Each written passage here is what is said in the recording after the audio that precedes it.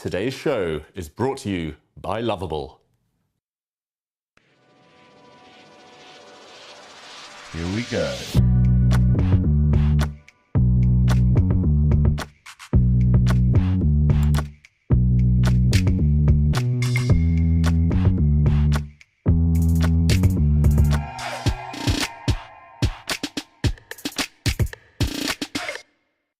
Looks like Farusha's almost getting it done on the board. Should still be a draw. He's losing now suddenly. He's throwing a thorn into the white side, holding on here for dear life. The nerves are kicking in. He's playing with Ghost, afraid to commit. Did he lose on time? The clock is his worst enemy right now. Oh, look at this. He's trapped his own king in the corner. The black rook is hit as well. Whoa, is this a blunder? Checkmate is coming.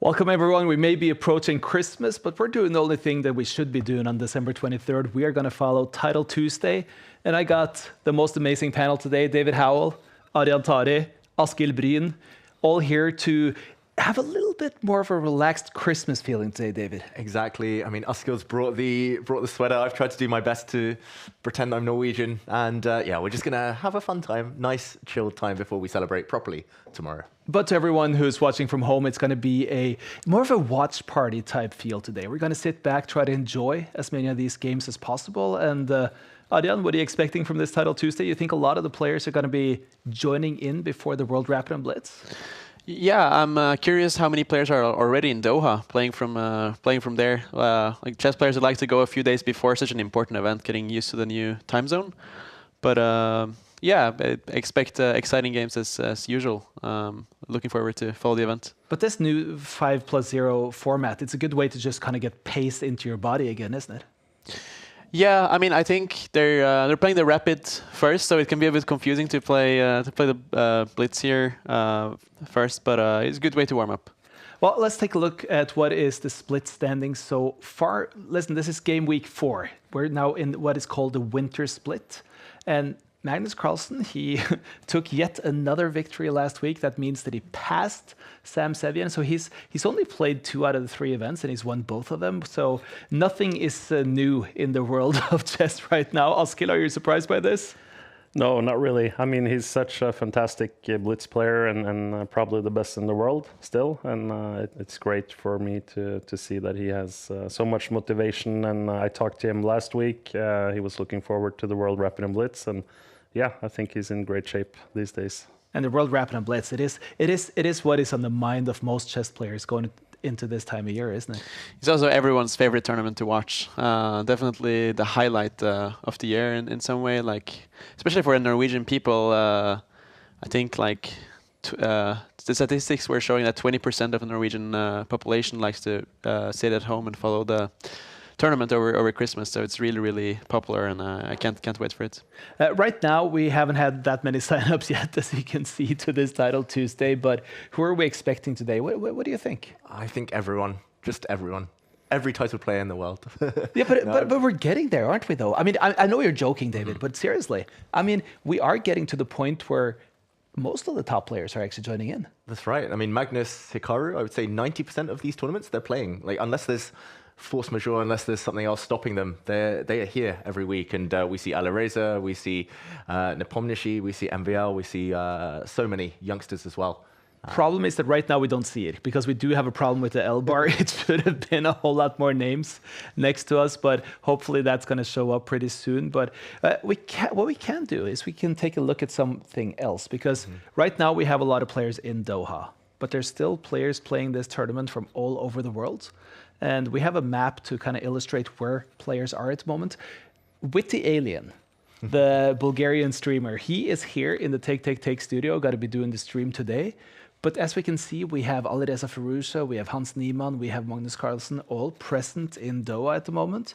We're thinking that maybe we're going to have an older companion. It's 79 years old from Brazil in Shemin. That's pretty awesome, isn't it? He's the oldest player to play Title Tuesday here, Adil. Yeah, it's cool to see at that age that he's still competing. I was just in Argentina actually, and it was very funny for me because I was playing a classical tournament there, and then I looked up, and suddenly Oscar Pano was standing there. You probably don't know that name, Sverre, but Oscar Pano is a legend in the chess world. He's 90 years old, but he used to play with Fischer back in the days. I think he was like top 12 in the world at his best. But Spanish, right? He's from Argentina. Oh, okay. He's cool. from Argentina, but yeah, it was just very pleasant. I felt inspired looking up and seeing a 90-year-old coming to the tournament venue and following the games. I mean, the contrast becomes so stark when we see the Indian Mani, or we see here from France Protopopescu, who are 9 years old playing in title Tuesday.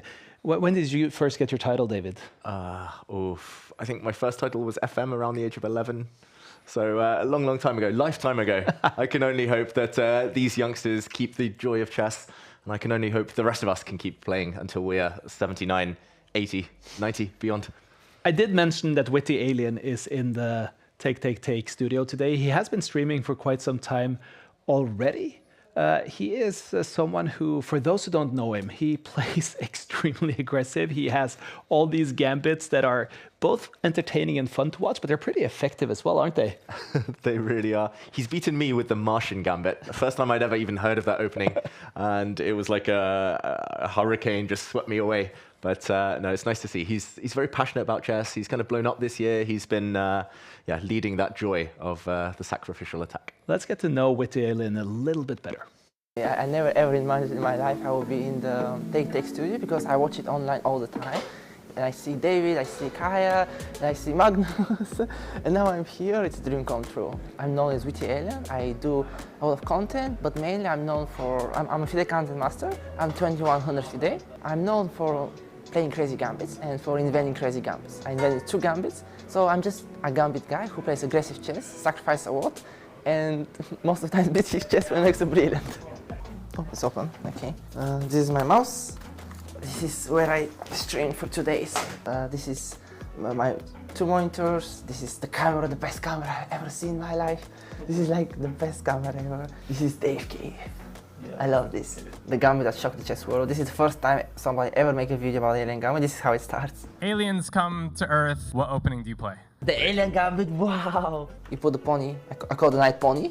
And after h6, that's the most popular move, then you go Alien Gambit! And it's very important to scream it, otherwise it won't work. I want to bring back romantic area to chess because everybody's so positional. I think chess needs to be entertaining because there's Fortnite, there's Netflix, there's so much entertainment in the 21st century that chess needs to be entertaining and aesthetic. I like the Tau style, Machio Tau style. You sacrifice some material and then you can checkmate with brilliant sacrifices. Makes me really happy. So I think we made the brilliant here. Yes, we got the brilliant. My longest live stream has been 30 hours of constant chess, and we made 150 brilliants. I'm quitting. It's just my health. I just messed up. Sorry, guys. Are you back now? I'm back, yeah. Because I was just burned out. I had migraines. I still have them actually, and I was just like, you see how many games I've played, and I just went crazy. What a game, guys. The Martian set is super duper weak. Take me.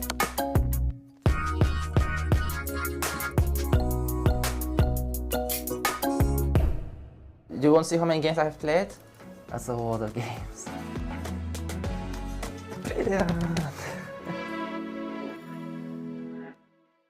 And I mean, he is highly entertaining. I've been watching him all day, guys, and I must admit, I've kind of fallen in love with the whole Alien Gambit. It's the destroyer of the Kadokan.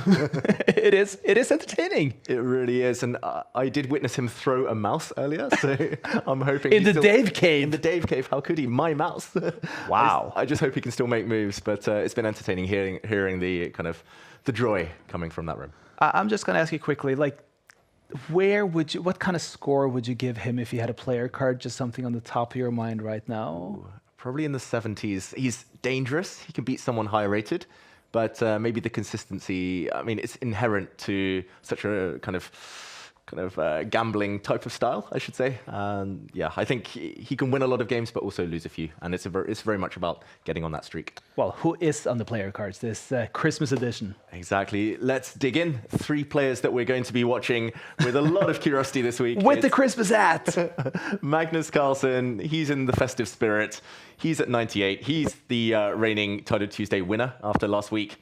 And we'll see how he gets on. Next up, we're hoping that Anish Giri plays in just in preparation for some big events to come. Anish did play a couple of times recently in Title Tuesday, shaking off the cobwebs there, joining us. We're hoping he plays again. And last but not least, we have... I need to remember. It is Hans Niemann in Hans Snowman, maybe I should call him, in Festive Spirit 2. He will be playing in Qatar, trying to win the World Rapid, the World Blitz, trying to make a mark there. And yeah, he's another one. He has won an event in the Autumn Split, but yet to join in the last few weeks. We're hoping he does play today. Who looks better with the hat? Ooh, I would say Giri. Yeah. Adrian, who do you think? Who wore it better? I'd say Hans. I like that. I mean, we're talking about how this is kind of a pre-tournament for what is the World Rapid and Blitz. A lot of the players are probably in Doha already. What's your take for Doha? What do you feel about it right now, Adrian? Who do you feel are the best situated players? I mean, it's impossible to not say Magnus as the favorite. I mean, he has a good track record. Well, last year he didn't perform well in the Rapid, but it was also the jeans scandal, so there was so much to it, but he won the Blitz. But historically, he's the player who has won the most championships, so he's the favorite. But besides that, we should definitely keep an eye for Sindarov, who's been having an amazing year. Won the World Cup, did so well in the freestyle. And I think Arjun in general is someone I always look out for in Rapid and Blitz. I have a lot of respect for his play, so I think he can make it to top 3. Well, David, you sat down with Magnus to ask him what he thought about who is going to be the biggest trouble or maybe the biggest favorites in the World Rapid and Blitz in Doha. I have no idea, especially now that Hikaru and Alireza are not playing. I honestly think it's just a crapshoot. Okay. Except for myself, of course. But even for myself, like my track record is much better in Blitz. You get a lot more chances to show your strength there, especially because there are more rounds. And out of the young generation, you mentioned it's a bit more random, but if you could name 1 or 2 who might have a breakthrough result, who do you think it could be? It's hard not to mention Sindarov after his performances recently, and it sounds like a long shot, but I also think that Gukesh could have a good event. I really don't know. Dubov, maybe. I don't even know if he's playing. He has a good track record there. Maybe Nihal could surprise this time. Who knows? No co-champions this year, right? Probably not. And will you be wearing jeans in the event? At some point, for sure. I feel like you get away with some questions that other wouldn't, David. I had to ask, right? And now we know he's promised to wear jeans, and yeah, he was in a good. And no co-champions. I guess that was actually an edgier question to me than the jeans were. Yeah, I mean, I still have mixed feelings about last year and Nepomniachtchi, Magnus, what happened, but yeah, at least we know that's not going to be an issue this time. What do you think about the names that were mentioned here? Are there any others that you guys would like to bring into the mix of things? I mean, I would say there were no shocks, but I would be very surprised if Gukesh finishes top 5 here. I generally. But he said that himself. He said it was a crazy pick. Much stronger in classical still. Although he did have a very good rapid event in this summer in Zagreb. I think that surprised many people, but he had a very nice winning streak there. So he's been catching up. But yeah, of the Indians, I would say Prague and Arjun are much more likely to finish in the top than Gukesh for now. But especially on the Blitz side of things, he also mentioned another Indian, Nihal Sarian, and that would be a cool pick. He's an outgoing, social, fun character. Yeah, for sure, and also a very strong Blitz player. But one other player I would like to mention is Vincent Keimer. I think especially for the Rapid, He's been in great shape all year, and he's already beating the best players in the world with ease at times. And what I like about Keimer and Sindarov, Keimer might have some respect for Magnus, but playing the other top players, he doesn't show any fear. And the same with Sindarov. He's fearless, I would say. And it's very refreshing to see young players just going at it and beating the best players in the world. But I guess it also goes to show, I mean, the evolution of chess right now, David, how in the past we differentiated so much between the classical players and the rapid players. But now it's starting to get a little bit smoother in that sense as we're going into the Kleimanov against Magnus game. It does look like Gukesh getting better, Keimer getting better. We had Caruana transforming him game for a while. It's good chess players are good chess players. Exactly, and the cream always rises to the top. These are long events, the World Rapid and Blitz, just like Title Tuesday, many rounds. So often the best overall players end up rising to the top. In the meantime, Title Tuesday, game week 4 here. The winner split has kicked off. Magnus opens with d4. It's a King's Indian defense from his very young-looking opponent, and White's gained a bit of space in the center. Black now trying to block it up. What do we make of this? It looks like, okay, Magnus has caught the Black Knight on the edge of the board. Looks like a successful opening for him. Yeah, it looks like the last 3 moves really went White's way there. Getting b4 is something White would really want to do, and like Black can't take the pawn because of the pin. The rook was hanging in the end there, and now unfortunately for Black, the knight on a6 is awkwardly placed. Magnus is making logical moves, improving his position. Now I think I was just going to say he's going to save his bishop to f1. But his young opponent is playing very fast, which is a good strategy. So I think he's doing quite well. Like, his strategy is good so far, but the position should be better for White. Big moment. Does he have to go back? If he does, then Black loses a bit of momentum. And yeah, he looks like he's looking for sacrifices. He perks up, and there we go. He takes a pawn in the center, but that's high risk. And he's given up his knight. He's now going to take Magnus's knight. We're going to see a flurry of exchanges.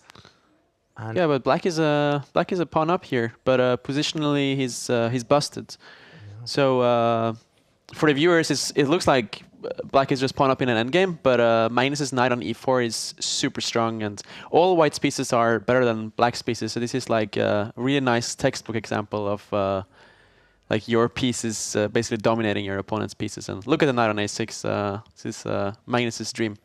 Ooh, yeah, he's getting ready to trap that piece. At least kick it back to the back rank, maybe even continue chasing it.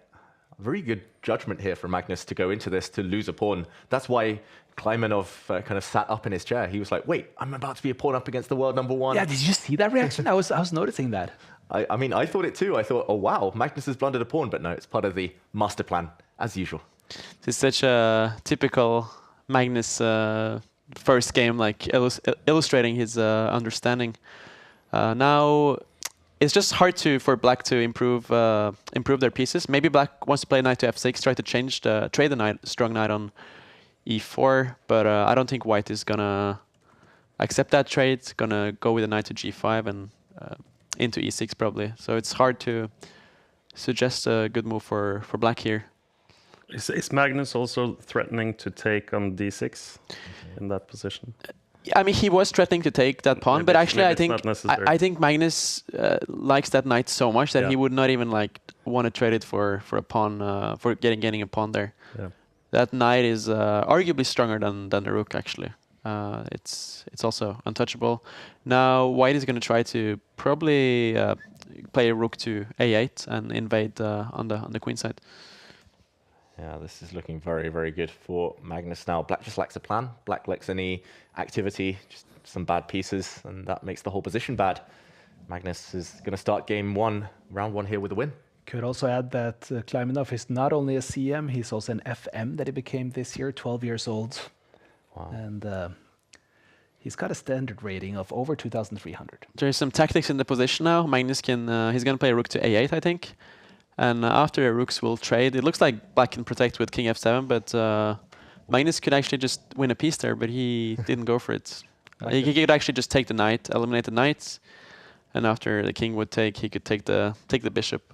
But this also wins. Yeah, he was wiping his eyes as he played that, so maybe not yet looking for the tactical opportunities. Magnus is just doing it the slow and steady way, hitting this pawn, also hitting this pawn with his bishop. It's going to collapse for black, but at least he's not a piece down. Is this the definition of sleepy chess?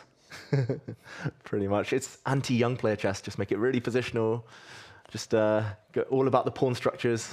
This is a typical Magnus game, I would say. You know, just having a nice positional advantage and winning in the end game. Magnus got the chance again there to go back with the rook and take the knight, but I think he just wants to keep it simple, and now he can take the pawn on b6, and b pawn is gonna win the day. Just adding here that it's good positions also for Nakamura and Grishik, who are playing on the 2 other top tables at the moment, and the same for MVL, who's on the 4th table, and Bluebaum on the 5th table. They're all the favorites on the top tables right now are doing well, and here we have a decision already. Yeah, Magnus takes the win. He was 2 minutes up. He was a pawn up, and a good fight from Kleimanov, but unfortunately that endgame was just too one-sided. And we jump in, Witty Alien. Looks like he's struggling. Of course, he's a piece down. When is he not a piece down with white? He's playing against Sanan Sugirov, a very strong grandmaster who represents Hungary nowadays. And unfortunately, I just don't think he has enough for the piece. And yeah, a bit down on the clock as well. Just no weaknesses in the black camp, nowhere to get in. And yeah, exchanges are coming. He's smiling, Witty Alien. He knows he's in a bit of trouble right now. He tries to activate the rook to c7, which is a good move. But it seems like black can eliminate the knight on g5 now twice.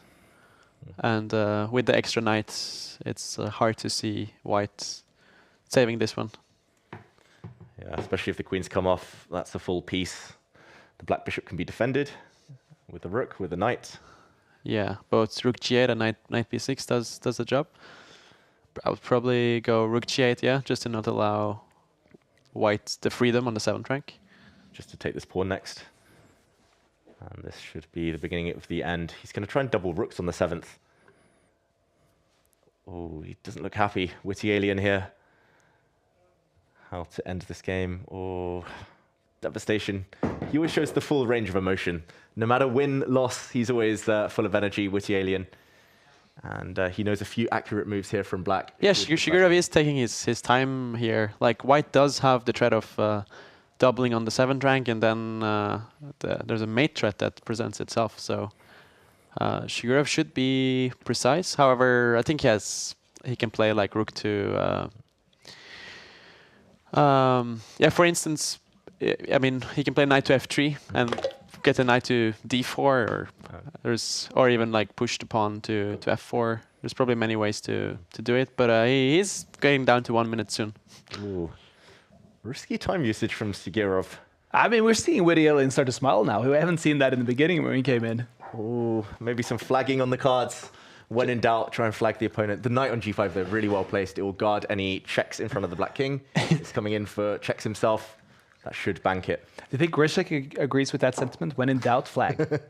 Witty Alien versus Grishik, that would be a fun one. I mean, that was a very dirty flag by Magnus last week. Isn't that the point of playing? It was a lot of fun to watch. I enjoyed it, but 5+0. I mean, this is why we're playing this through computers and not on the chessboard. It's just funny because it's just so the opposite of the way back in the days when Grishuk grew up. Like something like that would be so unacceptable. But I think it's a part of the game in this format. But Arjan and David, what's not a dirty flag? I mean, people say, "Oh, he dirty flagged me," and complaining and stuff. But I mean, well, I think a dirty flag is exactly what we saw from Magnus last week, as opposed to just running out on time. I mean, if it's like you can win on time in a winning position as well, I guess that's not a dirty flag. But you know, most of the flags are, I would say, quite dirty. So. It's not as dirty if you have a better position. I would say. But that one was kind of like a. But I feel as though that flag kind of illustrates what at least this format of chess is becoming. I mean, let's face it, this is a qualification for EWC, right? This is the sporting aspect of chess. Yes, the aesthetic aspect of chess still exists in so many formats. It's just this may not be it. Yeah, and that makes it super entertaining. I think, I mean, as the fan, I really enjoy that, and I think most viewers did. But yeah, you cannot blame the player, but you have to blame the game. You would have been blacklisted back in the day. You would not have been invited to any tournaments if you'd done that. Especially in Russia. Especially in Russia, exactly. But nowadays it's part and parcel. It's like in football. There's time wasting. It's just part of the game. Witty Alien's about to be checkmated. We're going to see the end here. No time either, and resignation. But we jump to another game. Jose Martinez, Jospem with black. Looks like he's about to win. Black has a queen versus an army of pawns and a rook. But the clock is going to decide this one as well. This will not be a dirty flag. This will be a clean flag. Clean flag, okay. The pawns are dropping like flies. So checks first. Eat time off the opponent's clock. Apparently it's mate in 17. That's probably a way to get the black king closer to the white king. And there we go. White resigns, or white runs out of time, and Jose Martinez takes the win. That was a fun opening round, guys. Yeah. Yeah. I mean, we're seeing a lot of names here. Now, finally, we have the L bar working properly here, as we can see. So we can see that Hikaru won his first one. Grishik, as we talked about, MVL. Bluebaum actually ended up with a draw here. I guess that is the biggest upset that I could see in the openings here. Yeah, it does seem like that is the only mildly surprising result. Yeah, all the favorites doing the job. We talked about the World Rapid Blitz. We would, after Magnus, everyone else we're talking about is like early 20s, late teens. But there's still the likes of Grishik. There's still the likes of MVL who are always up there. The 30-somethings. Just look at this top 20 list. I mean, there's so many good chess players. It's going to be a fun day today, guys. Also, Andreikin, who we don't see play so much over the board chess these days, but he's always been a big Blitz specialist who does well in these formats. Yeah, he's won so many Title Tuesdays. Is your generation, David? Exactly, the 1990s, and he was in the candidates as well. He's a very, very strong player. You probably played him back in 2002, or at least some World Youth Championships. Yeah, I think he beat me in 1999, Hendrik. Year you were born. That's how old we are. And wow, what's Magnus doing? He's played G5 on move 1. Wow. Is that a mouse slip? This is, I think it's definitely not a math loop. We know Magnus likes to troll and have some fun, and you can get away with it in the earlier rounds usually. However, I think last week he had an accident. Well, he in got the it. Third round against the Indian GM Inian. Yeah, he got into the animal kingdom. He started out with the cow, or a rejected semi-cow opening, and then went into the hippo afterwards. I mean, that strategy can be dangerous against GMs for sure. And that game, his opponent just played really, really well. But you can probably get away with it in the first two rounds. Already in the third round, it gets. Did we ever expect to talk about Magnus's games? We're talking about a rejected semi-cow opening. What's Anna Crumling done to us? The changing perceptions of the chess world, the alien gambit, the cow, all these shady openings somehow made to work. Looks like this one hasn't gone that bad for Magnus. He's had some pieces on some decent squares. And I don't think he's too unhappy. Like the bishop on g2 is rather restricted. Yeah, I quite like this. Like the evaluation bar, I think we can ignore for now. It's a very closed position. That means there's no immediate knockout for either side. And I think we've all played worse positions than this with black and been pretty happy. So we have 2 games and 2 King's Indian structures. Exactly. King's Indian for black is normally these 3 pawns, white with the kind of central pawns in return, and white breaking through on this flank. But the dark squared bishop's off the board. That tends to help black long term. Yeah, Magnus got to play the kid after his recent he loves some wordplay, recent life news. Exactly. He had a baby, so now he's playing the King's Indian defense kid.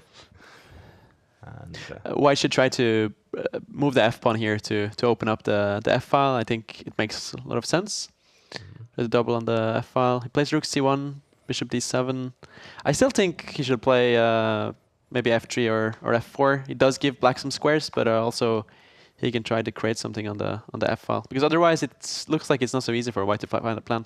Yeah, maybe he's just going to double rooks and kind of keep the king side closed, just play on the other side of the board. Wow, another young opponent for him. He's 15. Svatoslav Lesenkov. He's an FM, as we can see on the screen here, and also got his FM title this year, 2025. And 2,800 already on Chess.com. That is not an easy rating to achieve. And okay, Magnus pushing his pawns. The white rooks have come to the c file. Magnus closes the door. So there's no entry points for the white rooks. All the entry points are covered. Or maybe you can put the rook on the c6. Oh. Probably it's too much, but It's difficult for Magnus to find a plan here. It's one of those locked positions where it's kind of white can move back and forth, but it's difficult for black to create some tricky decisions. Eventually, the rook might have to come the whole way around and try to get back into the game. But Lysenkov has played really well in this game, I have to say, and now he can try to play rook c7. White has no weaknesses, so it's going to be very interesting to see how Magnus tricks his opponent here. And Lysenko is playing fairly fast as well, which I guess you have to do when you're playing Magnus. And the evaluation bar says much better for white. What do we think? Like, is it easy to play for white this position? I mean, it feels like at least white is the only one who can sort of like take decisions here. White is definitely running the show, while black is, for now, doesn't have a clear plan. But is there an active plan at all for Magnus? I guess in some of these positions you try and play f5, but in this position I don't think it's... Yeah, I mean, if you get the rook to f8, maybe in some scenarios you can try to play f5, but for now it doesn't seem too realistic. So I think Magnus is going to try to play it practical here. Plays moves fast, and try to keep his advantage on the clock. Dirty flag. He does have a solid 1 minute advantage, so I think he should keep that up. I was wondering about this. The rook now in a bit of trouble. Just wanted to add into you here, David. You've been missing British players or English players specific. You got Simon Williams playing this week, and he's now on the 11th table. He's got a good position, 1 point already against Liam Putnam. Wow, bring it on. Simon is playing another very young, talented player, but showing that experience does count. Nice to see. And, okay, the black queen coming out. I think white should not have allowed this b4 move. Should probably have put the pawn on a3. Now Magnus can try to maybe activate his bishop to b5. Yep. Still a very solid position for white. Yeah, it feels like the clock is going to be a huge factor in this game. Magnus is playing very, very quick moves very confidently. And yeah, at some point his rook will go back, his knight will come out, and he'll start rearranging the pieces. But for now, Lysenkov lacking a plan. Yeah, but you guys disagree with the viewer who just wrote in here on top. We see on the screen. It's an easy position against anyone but Magnus. This is not an easy position, though, is it? No, and especially when it's slow and maneuvering, there's this feeling that like eventually the opponent's going to get you. Eventually Magnus will unravel and turn on the magic. Ooh. Already we see the bar reacting much better now for black. Does the black queen just move? Probably just queen c5, yeah. And it's not that easy for white to protect this e4 pawn. Yeah, looks like that pawn is hanging. And I guess he's going to try and move his rook and land some kind of discovered attack, but it doesn't really exist. After the black knight takes this pawn, there's threats of the black queen coming in as well. Some nasty checks. Lysenkov has misplayed this. He had such a nice position a few moves ago. But yeah, I mean, in Blitz, everything can change in a matter of seconds. Nakamura has won his game, Shong has won his game, Tabatabai has won his game, Abdusatorov has won, Shong, Andreikin, Serrano, just to mention a few. Oh, this is danger now for the white king. The black queen is nicely poised. Magnus actually gives up a knight. And here the compensation is all about the activity of the black pieces. There's danger on this diagonal. The white knight is hit. It's all falling apart. This knight's actually trapped. No way to defend it. Yeah, this knight on e4 does an amazing job at taking so many important squares, and now bishop takes e2, as David pointed out, is a huge threat. If you move the queen to protect it, then the knight on e3 is defenseless. Yeah, Magnus is going to take this one. White queen coming up, but the black queen swoops in and everything's covered. No checks. Black rook covers any checks from the white knight. Magnus leans back. He's over 2 minutes ahead on the clock. This will not be a dirty flag. He turned it around just in time. But it wasn't an easy game. Already showing that round two, things do start to get a bit more difficult, leveling up every single round. The white king moves out the way. Magnus raises his eyebrows. Is he going to just take this knight off the board? That looks like the most natural move. And ooh, there's another pawn hanging. Everything falling apart now for white. Yeah, he can take the pawn. It looks like the simplest, and just move the knight back. Ooh, does Magnus have a sneaky idea in mind? King takes knight. He's going to give up his queen. Oh, queen wow. sacrifice to deliver a checkmate. Rook takes bishop at the end of that variation. Nice. Oh, he won't be able to show it Magnus Carlsen. Instead, the opponent gives up a knight, but it's just one or two checks here. even if this were a perpetual check, Magnus would be able to dirty flag, but the black king is going to run and hide behind its queen. This is going to be game over. Lysenkov fought really well, but there we go. The clock goes fully red any second now, and Magnus takes the win. He tried to stay on it. Oh, look at Ginger GM! Ginger Claws. This is amazing. Wow. Why are more players not doing this? Simon Williams, not only is he dressed to impress, but he's got a winning position. A pawn up on the board. Beautiful pawn chain here, keeping the black pieces caged. And he's going to win on time. But this is brilliant. This is amazing. This is fantastic. Yeah, I mean, Putnam is very high rated. He's I'm more referring to the outfit right now. Sorry. Nearly 3,200 on chess.com. Yeah. Liam Putnam. He's still a teenager, I believe. And Simon, 2 pawns up, is about to take it. Wow. This is the magic of Christmas, everyone. But isn't this the beauty also of this format where you have, yes, a GM being Simon Williams, but also you have the international master being one that is actually higher rated in this tournament, being in front of him. He had twice the position. It was him that brought the high table. And look at Ginger GM screaming the win. Ho, ho, ho, Harry the H-Pawn. It's Christmas to remember for Simon. And wow, what a day. Witty Alien delivers checkmate in round 2. Also, Jospem seems to have been upset. And that chest pump is beautiful by Witty Alien. I mean, usually when there's the chest pump, you also get the trash talk at the same time. Well, let's take a little bit of a look on the scoreboard standings. Hikaru, Magnus, Grishuk, Vashela Grav, Sevian, move ahead, Abdustorov, Dura, Maksudlu, and Zhong. It's exactly like it's supposed to be, right? Yeah. I'm hoping for Abdu Santurov to win this year, just before Christmas. That's my favorite chess Christmas pun. But okay, he's in the leading pack at the moment. But yeah, lots of the usual suspects. Well, we're still looking at some games. You can see Atwell and Ashraf is still playing here. What's a dream matchup for round 3? That's when we start facing at least some difficulty, right, Arian? Yeah, you start facing grandmasters usually in round 3. So probably like in the 28, 2900s. So I think from last week he maybe learned that he cannot get away with anything in round 3. So he's going to get tougher and tougher. I must say, I do agree with the person who just wrote in on Twitch saying that Simon winning the title Tuesday like this would be legendary. And especially with the ho, ho, ho after the win. Exactly. Like, that was incredible, Simon. There was one title Tuesday not that long ago. It was before we kind of revolutionized things, but he was on 7 out of 7 alongside Grishuk. Unfortunately, it went downhill from there. But Simon, he has it in him. He's capable of the upsets, as we saw. Listen, bring it on. If he wins this title Tuesday, we're going to change our culture. We're going to start sending in Santas with a red beard. He's taking over. He's taking it over. Exactly. Magnus gets a tough pairing in round 3. Last week he also played an Indian Grandmaster in round 3, but Bharat is someone I've actually played against in the past. I remember I was playing an open tournament in Denmark back in 2019, and Bharat was just a 12-year-old prodigy back then. Now he's gone to become a pretty strong Grandmaster. So I think close to 2600. I'm not sure about his rating, but definitely a strong player. And here we don't have King's Indian. No, it's not the King's Indian. It's the Queen's Gambit declined.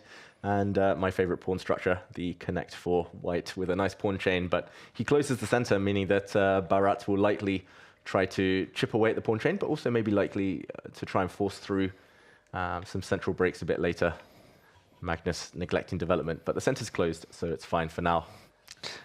I don't really like this strategy that Bharat has gone for against Magnus. Magnus is someone that plays so well with space and stable pawn structures, so I think it's better against Magnus to try to create some mess or go for some imbalances to have a slight chance. But here, Magnus is it's like a more positional game where Magnus is just God mode. Yeah, it's hard to imagine, right? We've seen Magnus squeeze these positions so many times. I can't imagine anything happening against the White King. Normally, to beat Magnus, you need to mate him. Yeah, it's going to be tough. Where do you need to maneuver Magnus to get him out of God mode? Well, Magnus doesn't feel that comfortable if you get close to his king. It's my impression. So he likes to play with the safe king, but and here his king is very, very safe. So as David actually pointed out, you have to try to create some like imbalances, some attacks where you have to calculate. But this one, it looks like a stable position where white has more space and is somewhat better. I imagine, Askill, that you're probably one of the people in the world who's played the most Blitz games with Magnus ever. I mean, do you get an impression, like, is there anywhere you could lean him towards that will get him in trouble? I mean, as Arjan said, I don't think he likes being attacked. And once this was when the Ginger GM was in Oslo many years ago. We went to this pub down the street, and Magnus was there. And that's how it's just randomly in Oslo, right? You go down to the pub with Ginger GM, and then Magnus is already there. He was playing for my team Vålerenga at the time, and this was many years ago. Anyways, we're at the pub, and then Magnus comes by, and Simon plays a couple Blitz games against Magnus, and I think he loses, but he got some stuff for his blog, and he was happy. And then I challenged Magnus to a Blitz game, but I started a rook up. So I had the A rook in advantage, but I won the game, but I never touched my A rook. So I told Magnus, I beat you fair and square. I never used the A rook, and I think I had an attacking game actually. So go for the king, and but it's so difficult obviously to play against Magnus because he can play anything. And a question for you, David and Arjan, like, in these tournaments, Magnus can literally play anything. But how different is a Grandmaster's opening repertoire in classical compared to Rapid and Blitz? Yeah, it can be totally different. I feel braver taking bigger risks in Blitz. They don't always pay off. They can backfire, but often players are more willing to play dubious variations that really test the opponent when the clocks are low. Here, Magnus has, after a bit of work, trapped his opponent's knight, it looks like. Rook b1, he's going to try to go queen d8 to attack the white bishop, but even there, I think worst case, maybe white can eliminate the pawn on e6. Yeah, giving away his bishop for the highest price possible. He actually retreats the bishop, and he's going to try and catch the knight on the edge of the board. Oh, this also seems to win a pawn. It's probably more precise. The knight didn't have... I mean, it could go to c4, but that would drop a pawn. And here, Magnus can capture the pawn on c6, where it seems like he's a clean pawn up and probably a winning position. Yeah, he's just been reluctant to calculate Magnus. He didn't want to look at all those tactics. Bishop takes e6. Maybe the black knight will come in to c4. A little bit of work to be done, but Magnus with a winning advantage now. Arjan, what are your thoughts on the openings? We've seen Magnus play everything under the sun, play the cow opening, play g5 and still win.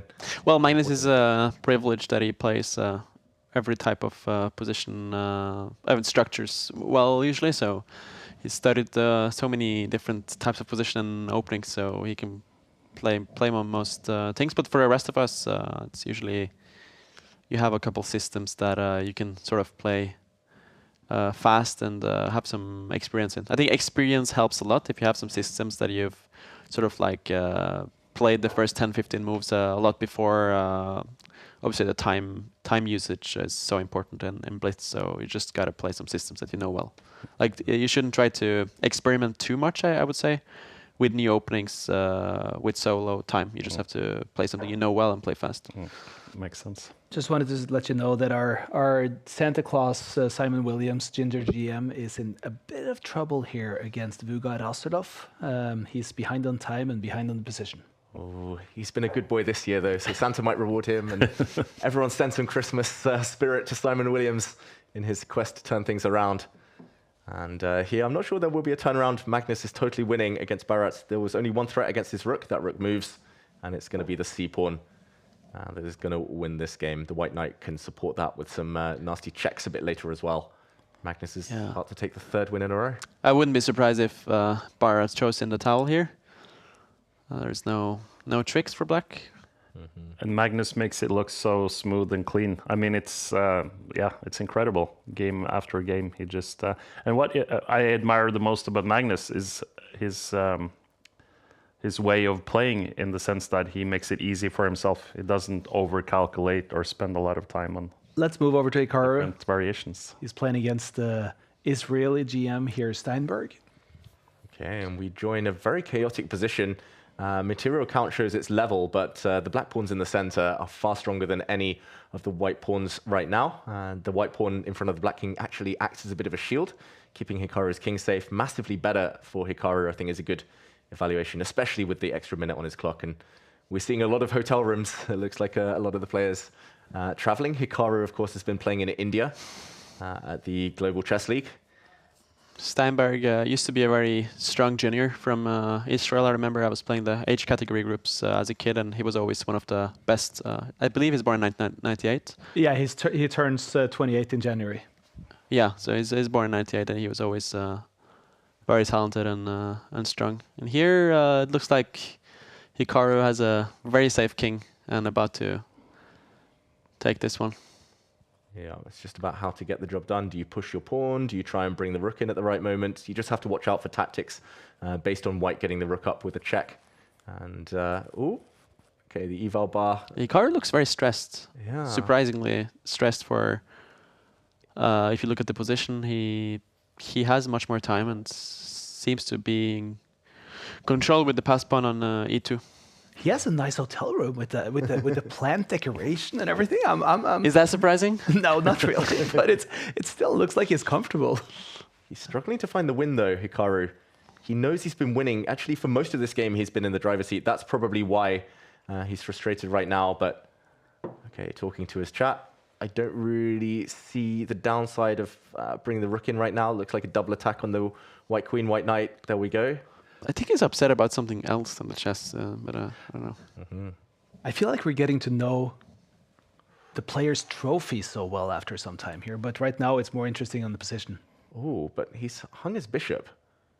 Some calculations needed here. Hikaru, definitely something was wrong because he's made a mistake and suddenly he's down a piece. Wow. He can win it back by promoting, but that means he loses his pride and joy, the pawn, and there's a variation there that he might have miscalculated. Yeah. And now, after rook to d2, white can give perpetual check with the rook. The black king cannot escape. Oh, wow. But I actually think with the time here that, unfortunately for Steinberg, he,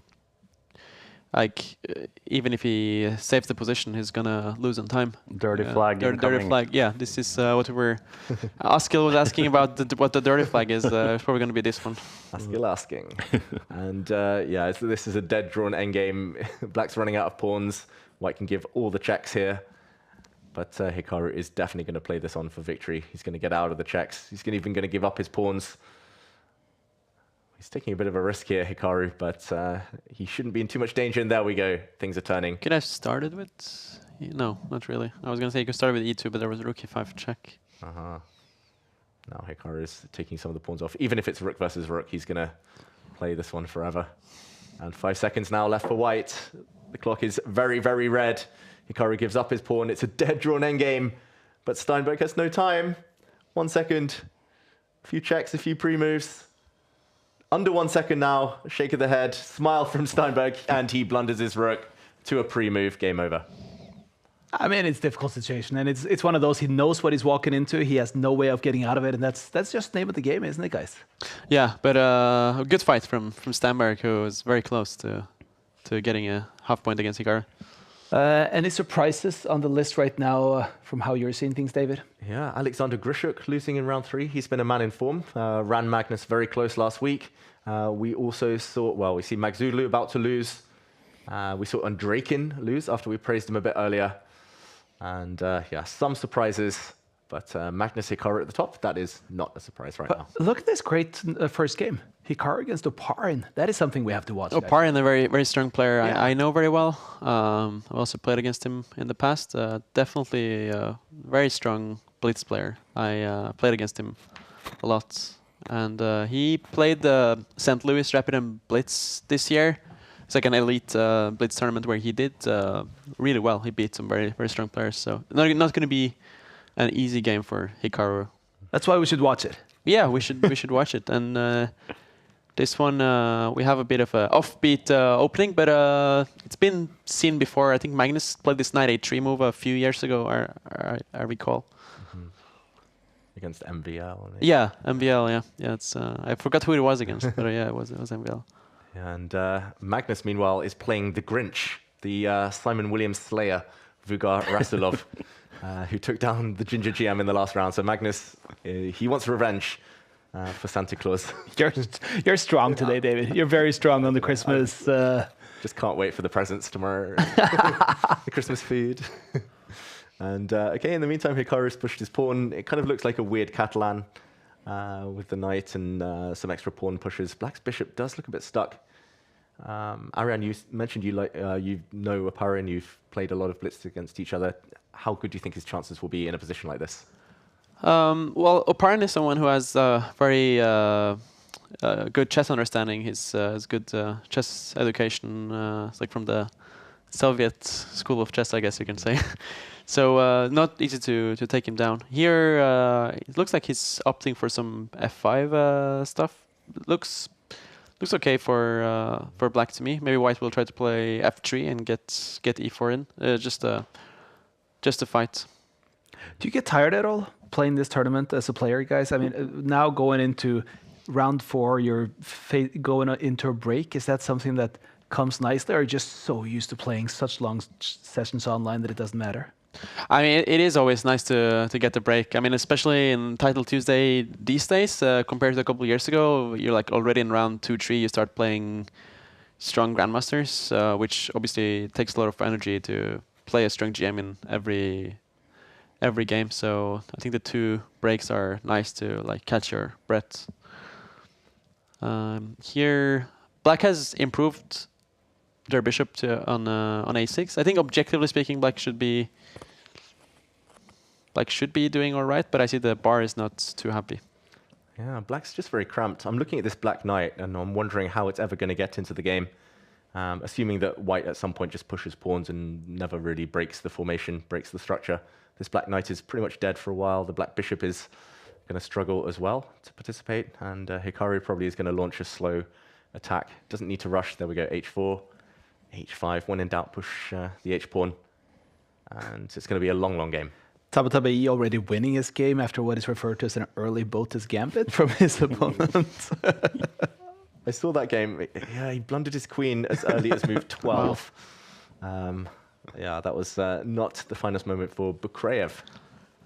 And we have the first leader on 4 out of 4. It's nice to see that strong players blunder their queen as well. It can happen to anyone. But popular culture and also streaming culture is really putting its mark on how you speak chess these days, isn't it? Yeah, Botus Gambit, everyone knows that for sure. Phrase. It's, probably more people know what a Botus Gambit is than they know en passant, which says something about chess these days.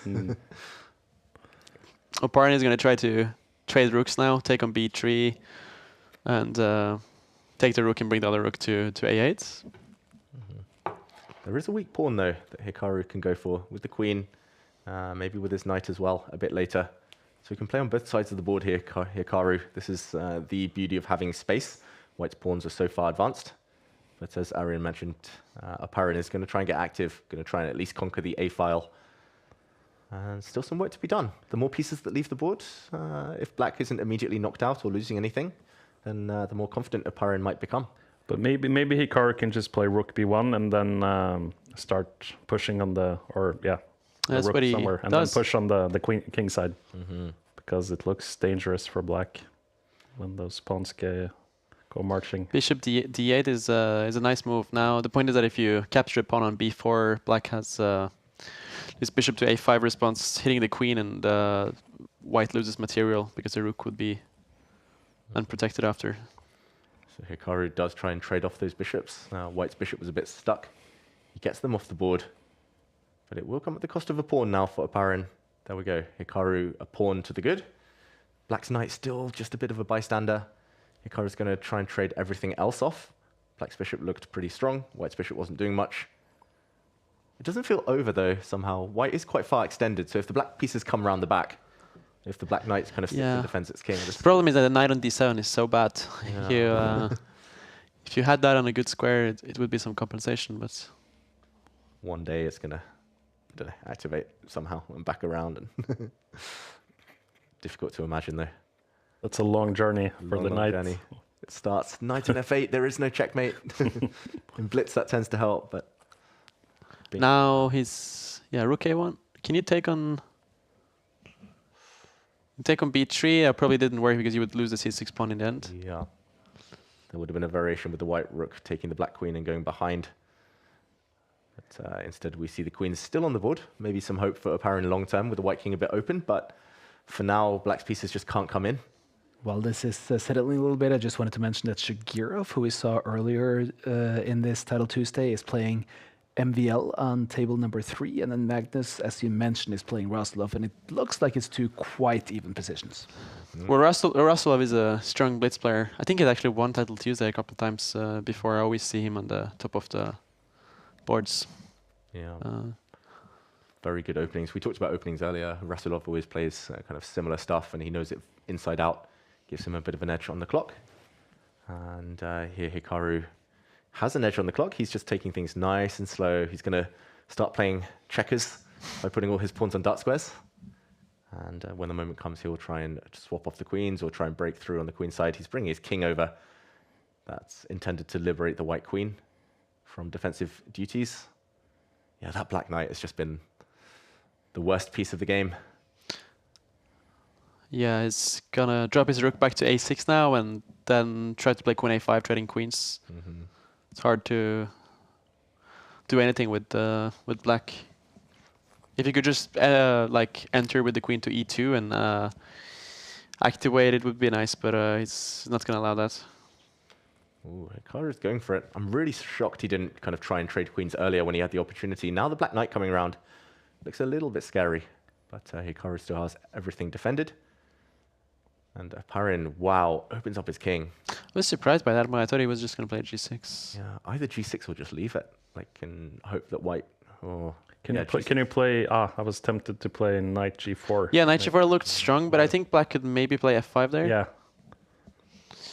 Maybe it was too slow with g4. But now knight g4 is looking very tempting. Yeah. Knight g4 to e5. It's a great square. And now the question is whether you take a timeout. You do. Yeah, just queen e3 is very professional, not allowing any counterplay. Yeah, and it's going to be very much one-sided traffic once the white knight arrives. Hikaru can start setting up some checkmates already with the rook coming round to the h-file. You can even sacrifice the rook in many of the situations here. This looks over. Oparin may look over. One person who's in trouble, though, is actually Magnus right now, it seems. Ooh. Wow. Magnus. Oh, he lost. Magnus actually lost. Wow. Oh. The Grinch strikes again. Takes down Simon Williams, Magnus Carlsen. Hikaru wins in the meantime with a checkmate incoming next move. But we have our first shock result. And will we see another one? Sam Sevian facing Aravind. Looks very strong for black with something happening on the f2 square. Rook takes f2 is the answer, threatening a checkmate and a discover check. That could be the end of the game. Despite being a piece down for Sevian, he has a winning attack. Aravind, a player who had a fantastic 2025. I mean, he was actually... It didn't end very well for him, but I think he hit 2760 at some point. Like, he hit top 10 in the world, but the last few months didn't go his way. But the beginning of 2025 was one of the best... best results anyone's ever had. Yeah. He rose from kind of mid-2600s to mid-2700s in the year or 18 months, and here we go. It was a discover check, another check, and when the white king lands, there's going to be a fatal one. There we go. Sam Sevian took the win. Witty Alien. Witty Alien has a winning position. These pawns are very strong. What a position. Look at all those pawns. It's 4 versus 1 on the king side alone. He also has 20 seconds more, which is vital here. It's not going to be a dirty flag if he wins on time. He just needs to defend his pawns. Oh, wow, that's clever. He's going to force his pawn through. He wins the white knight. 4 seconds for white. There we go. Pawns dropping off the board. You can pre-move this now. Just take all the pawns. He's going to get his second win of the day. Okay, this is looking very smooth. Ever since we joined in, he's not going to let this one slip. He's too good to let it slip. Rook behind the pass pawn. Great endgame technique. He's about to make a new queen. He leans back. He's going to take the rook, barring a stalemate. It's over, and there we go. The heart. He's showing his lion courage there as he takes the win with the alien. And we just had a really crazy end game also with Bortnik, I saw here, but that ended up with a draw. We can see some of the other results going on here right now, leaving us with 15 players right now with 4 out of 4. Any big surprises among those, Sadian? Well, Magnus is definitely the biggest surprise. But besides that, let's see. I'll just mention, Magnus was totally winning, and in one move he blundered and had to resign. Wow. In an endgame, of all things. What was the blunder? Game up? I don't know if we can show just the final position of Magnus's game, but he was a pawn up, dominant king, dominant knight. It was good knight versus bad bishop, and he blundered into a rook exchange, which allowed the opponent to make a new queen. And there we go. Oh my god. The white knight had just kind of come up to the top of the board, but this was a big, big blunder. The white knight stood on this square. Imagine it back here. If he'd played any other move, moved his rook away, moved his king, he would have just won this game. But after rook takes rook, the black pawn is about to become a new queen. Huge blunder from Magnus Carlsen, and he had time on the clock. He's human.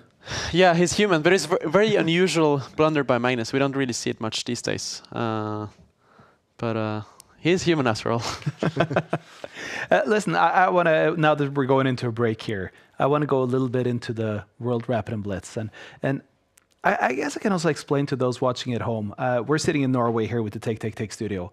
And I think it's hard for people to imagine how big the World Rapid and Blitz Championship really is in Norway, Eskil. Yeah, I mean, for sure, hundreds and hundreds of thousands of Norwegians are watching daily, and it's become a Christmas tradition, and it's incredible. And I spoke with Magnus last week, and he told me how much it feels, how much it means for him that all these Norwegians are watching from home and rooting him on. So it's incredible. We actually got to take a little bit of a trip inside of NRK. That is the public broadcaster in Norway, who's the one who's broadcasting the World Rapid and Blitz tournament for Norwegian linear TV. And just take a little bit of a look on how they prepare for the World Rapid and Blitz here in Norway.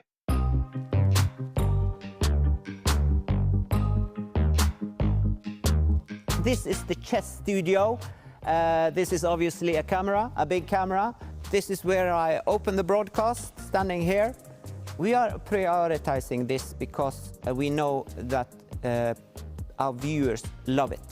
A huge part of the Norwegian population every year, gather around their television or their screens and follow the action move by move. When October becomes November, people approach me. Oh, will it be chess? Is Magnus playing?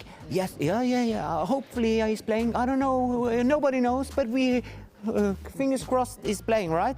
And then I got confirmation he's playing, yes. No one has believed in chess being able to reach a really broad general audience. And I think Norway basically has been the only country really aiming for it and succeeding. Chess was still seen to be something like only for the very smart people and not something that you would like to watch. But with this NRK concept, we were really able to show that, well, yes, you don't have to be, a mastermind to actually enjoy the game. I think they are actually more honest than other athletes, especially Magnus and Jan Nepomniachtchi, for example. If they don't want to talk, that says it all as well. They are so pretty easy to read. And it connects different generations. It's like, a bonfire. Include everybody. Include the grandmasters and include my grandmother who has never ever moved a piece. The things going on in Magnus's head, we can only speculate. We don't know, and that's also really intriguing. But also, he's playing in jeans. Oh no, all the stories, right? I do see Magnus as being the clear favorite in the Blitz to win his gold medal number 9. I also see him as the favorite in the Rapid. Of course, it will be tougher for him there. You know where when we worship Satan, we have the cross upside down. We do it same here with a Christmas tree upside down. And because also in Qatar, they don't celebrate Christmas. And neither do we. We celebrate chess here at NRK. Thank you and Merry Christmas. Our friend at NRK, Ole Rolfsrud, take him slightly serious on that ending note, not necessarily completely serious, but at the same time, it is hard for people outside of Norway to imagine the broad appeal that chess really has in Norway. Yeah, I mean, I didn't understand it until I came here during the pandemic in 2020. One of the first days I arrived in Norway, I opened a newspaper and it was Magnus, literally on the front page. And like Arian said, 20% of the whole population, 1 million of a country of 5 million watching. And not just that, but on the final day last year, Magnus Carlsen against Jan Nepomniachtchi, apparently 80% of people with their TVs on, they were watching the chess. Exactly, because I was going to say, don't confuse the percentage of the population to the actual market share. The market share is unheard of. And I work for the competitor of NRK, the TV2, which is the commercial network. I mean, to use an English comparison, it's the BBC against the ITV of broadcasting. But even for our chess broadcast, we do the freestyle tour, we do Norway chess, we do a lot of other things. We have double-digit market shares that is actually watching chess on TV on a commercial channel. It's unheard of. It is, and it just goes to show the chess boom we've had in Norway now for, I would say, 10, 15 years, and all people I meet leading up to Christmas ask me about, Magnus, the World Rapid and Blitz, and I think Magnus is perhaps the most recognizable celebrity in Norway.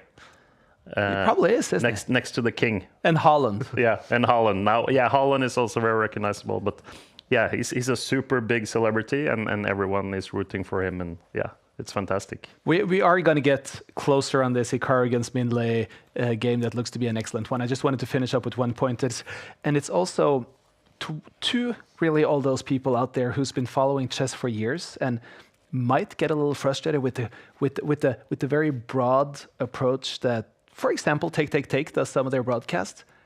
This is really an attempt to try to reach that kind of viewership all over the world. And Arian, like when you turn into a chess broadcast now, you also expect to be entertained, not just follow the games, right? Yeah, you expect to be entertained, and these days, I mean, as Askild said, like the last 10, 15 years, I've been like witnessing the chess boom here in Norway, and I remember 2013 was the first time we got chess on TV with NRK showing Magnus's first World Championship match, and it just exploded since then. It's been so fun to see, and now we see people on the bus and the train playing chess. It's very cool. In this round 5, we have a German showdown with Bluebam against Svan. But we're following the Vietnamese Minlay against Hikaru, and is he in trouble, like the evaluation bar says? I wouldn't say he's in trouble yet. It's the theme of the day, the opening of the day, the kid, the King's Indian defense. It always seems to be this pawn structure against White's strong center. And the evaluation bar, the computers tend to prefer White, at least in the early stages. Hikaru is trying to trade off his dark square bishop, which would have otherwise been a bit stuck. White's castled the long way, so it's going to be interesting to see whether Hikaru can whip up anything against White's king, and maybe long-term White will try and do something against Hikaru's king. I'm going to say for now it's balanced, and there we go. Even better for Black. The computer's changed its mind. Hikaru has tons of experience in this opening. The King's Indian is an opening he's played for his whole life almost, I would say. So it really suits his style, and especially in Blitz, he can make his moves really fast. Maybe. I think H4 is a great move by White, trying to get the attack going. Maybe the move King to H8 was a bit strange, kind of inviting H4, H5. Now Hikaru captures a pawn, but it looks very dangerous to open the H file, David. Feels super dangerous, even long term. Like, okay, maybe there was something stronger there than bringing the knight forward, but. Yeah, this is big risk-taking from Hikaru Nakamura. And in that position, it looked like there were actually tactics that White could have landed immediately, including stopping the bishop from coming back to the g5 square. That would have been very, very strong, just moving the White queen. But yeah, this looks very, very dangerous for Hikaru, although the computer now thinks it's better for him. I guess he can just defend passively and hold on to his extra pawn. One other game that I find extremely exciting right now is the candidate Andrei Yesipenko playing against Jan-Krzysztof Duda. Yesipenko with the white pieces. That's something we could keep an eye on while this is going on as well. Yeah, we'll come to that game maybe a bit later. In the meantime, Minlay has stacked up his rooks. Looks like Hikaru has found a pretty good defensive construction here with the pawn on f6 and rook on f7. The problem for white is that it's difficult to activate your knights. Like it's very tough to improve your knights to attack something. So like white allowing that defensive mechanism seems to have been a big mistake. Now Hikaru seems to be comfortable. Yeah, maybe he's playing the King's Indian defense, just like you said earlier, Arian, in honor of the fact that he had a kid just recently as well. Everyone has a kid these days. Exactly, everyone has a kid, everyone's playing the kid. Speaking of a father, Magnus Carlsen is playing against Yavakadze from Georgia. Magnus will be aiming to get back on the winning trail. He did it last week. He was a point behind the pack for a long time, but stormed into the lead when it mattered. So Min Lei is a very strong blitz player from Vietnam. He's been known in the chess world for many years, mostly for his blitz skills. He doesn't play too much classical. However, last year he played in an Olympiad and he had amazing result. I think he had a 2800 performance on the third board. Probably won a medal as well. So he can play classical as well. Yeah. I actually lost to him in that tournament. Yeah. I know he won against England as well. Yeah, I wasn't playing that day. They rested me. So. And he's also an expert hair braider, right? Yeah, the twiddler. Twiddler on the roof. And, you're strong today, David. I got to give it to you. Thank you. Yeah, he's been known as a blitz specialist and a hair twiddler for many, many years. And I've watched some of his streams, and he'll be silent for ages and then suddenly explode into life and just... start criticizing what he just did. Normally he's very harsh on his own play. And I don't know, he's a pawn down still with white, but it's hard to see what Hikaru is doing in the near future. Both sides are lacking pawn breaks. That is the major issue. And okay, we're seeing that maybe Min Lei is the one turning things in his favor. At some point he could win the pawn back. He could maybe go for the black A pawn. And what are three very exciting matchups? It seems Sevionis has an advantage against Serrana, Yesipenko has an advantage against Dura, and Shong has an advantage against Tabatabai. It's a big question for white here. Do you take the pawn on a3 and give up the b4 pawn or defend it? He decides to trade those pawns. And now the rook on b4 looks oddly placed, but at the same time, it's definitely not trapped as it can go to the a4 square. Yeah, I'm really surprised. Like that white b4 pawn would have at least kept the black knights out of some key squares for later. So now if the black rook does survive and get out, then at least the black knights have activity and outposts. This could be really, really bad news for Min Lei. This is a bit of a classical scenario where I would say the knight is stronger than the bishop.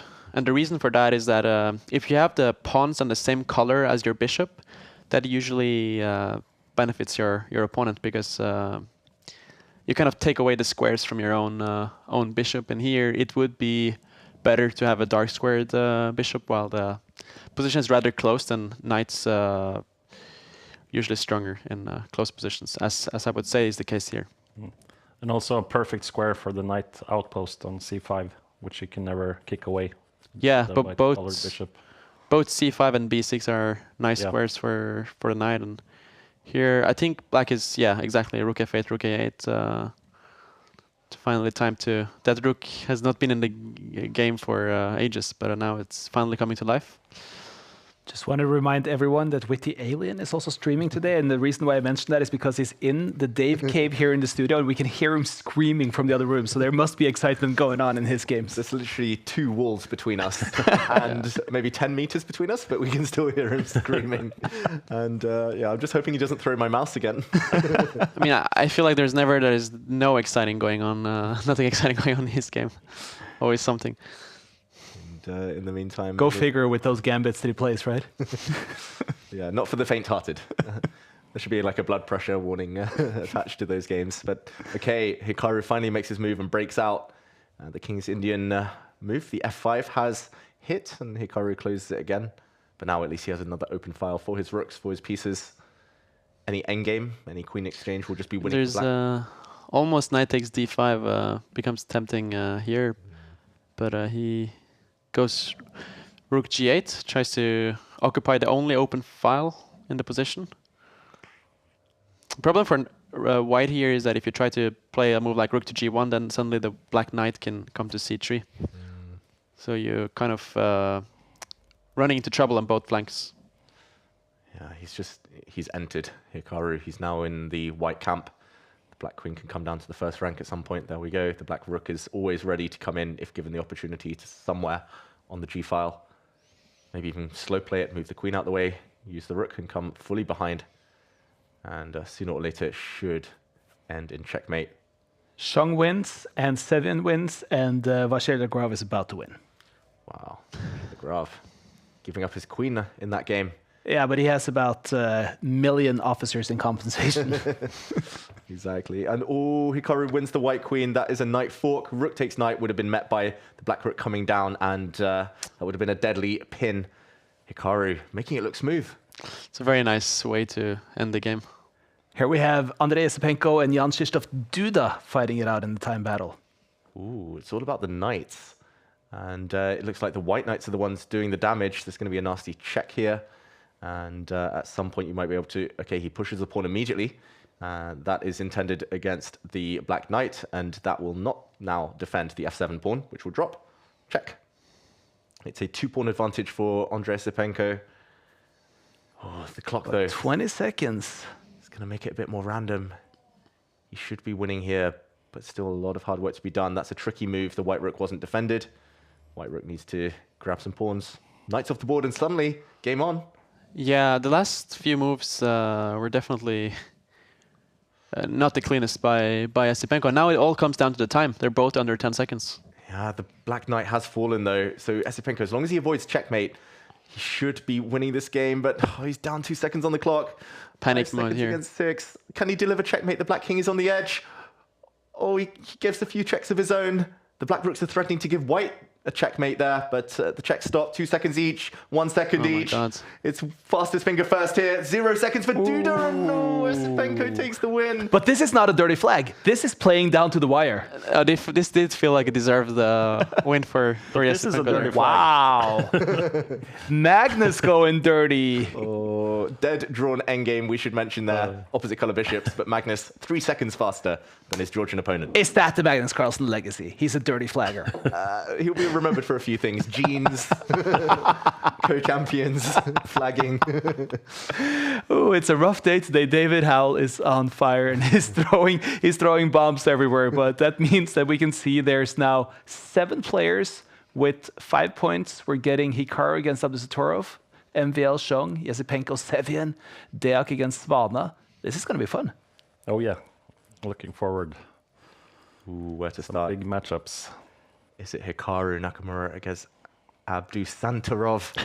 Need to change that name by deed poll. And here we go. Game on in round 6. Both perfect scores. Sicilian in this game. We actually haven't seen a Sicilian so far. So this will be interesting. We have the C3 Sicilian, which is rather solid compared to the main lines usually, where you go for d4. This A3 move looks quite strange, but it's been popularized the last year. Been played by some good players. The point is basically trying to make a prophylactic move and taking the b4 square. Yeah, I've played the C3 Sicilian since I was 5 years old, so, oh god, 30 years now. But I've never seen A3 until the last few months. And yeah, I don't know what it contributes here to this position, but apparently slightly better for white. Slightly better for Nakamura. Oh, nice, nice. How Hikaru of you to change his name like that. Nakamura against Abdusatorov, was that it? Hikaru Rudolph Nakamura. Nakamura. Yeah.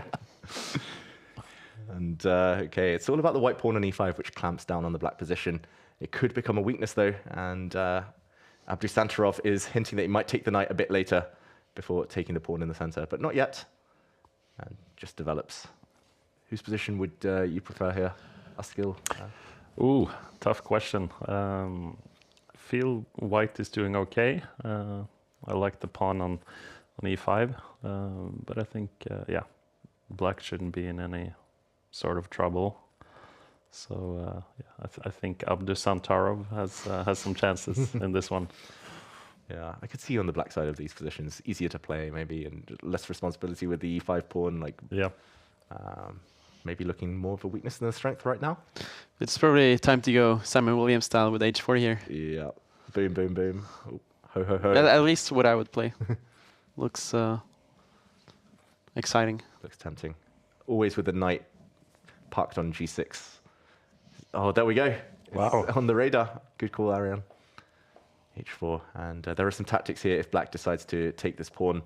At the very end of the line, there might be sacrifices on the h7 square, the white queen coming out. Black has to time this really, really well.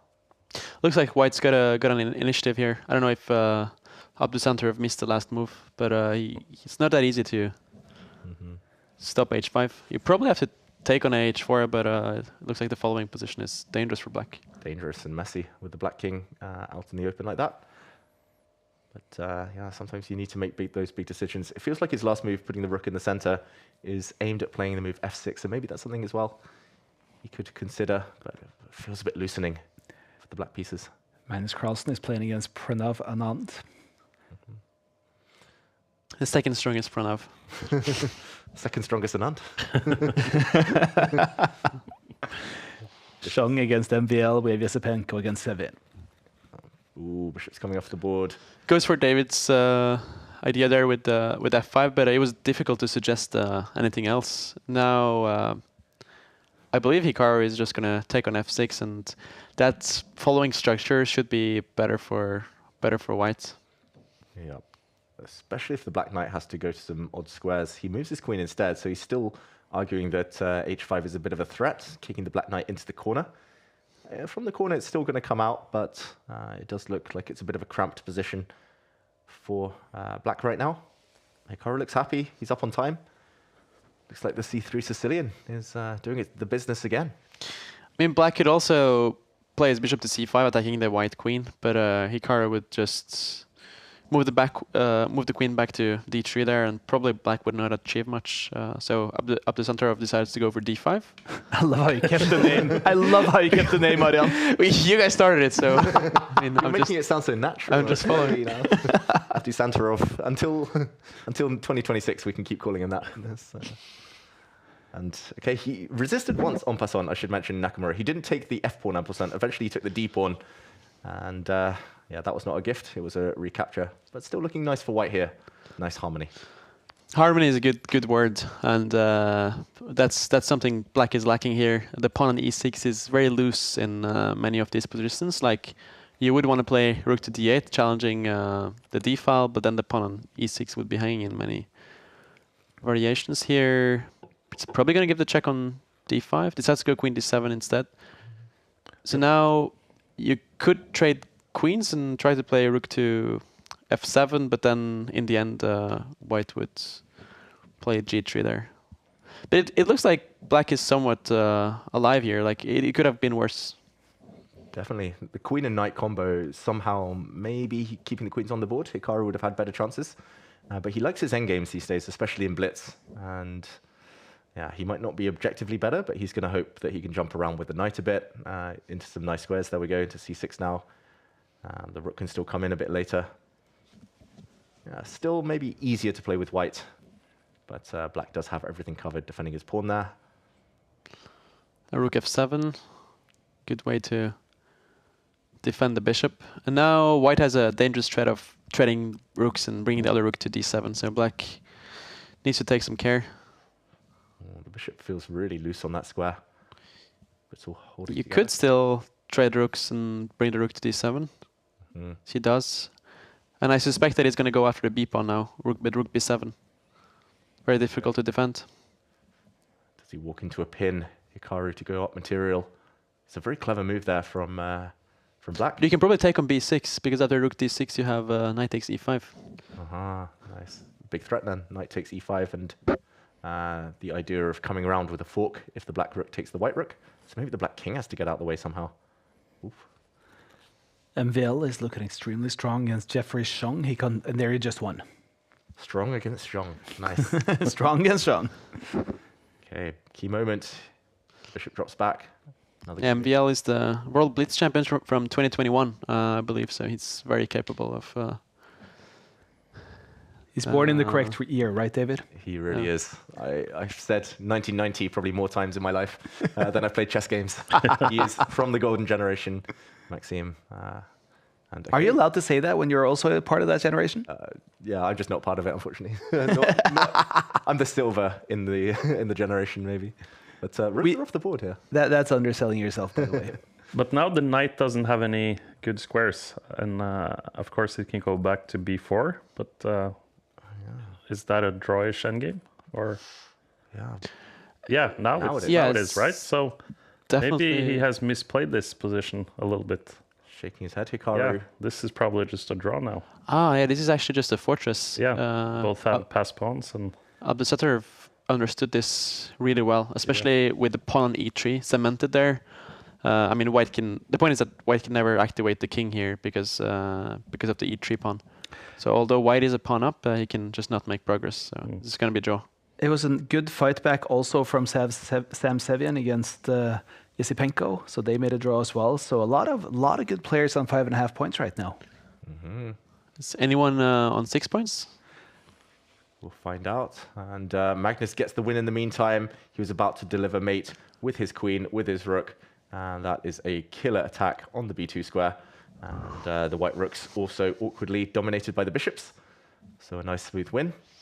Closing the gap. I mean, just looking at the picture, if you show up with that picture that Pranav has here, Pranav Anand, that is, you're kind of setting yourself up for extra inspiration from your opponent. Yeah, I was just gonna say, he's burning on and off the board. Looks like.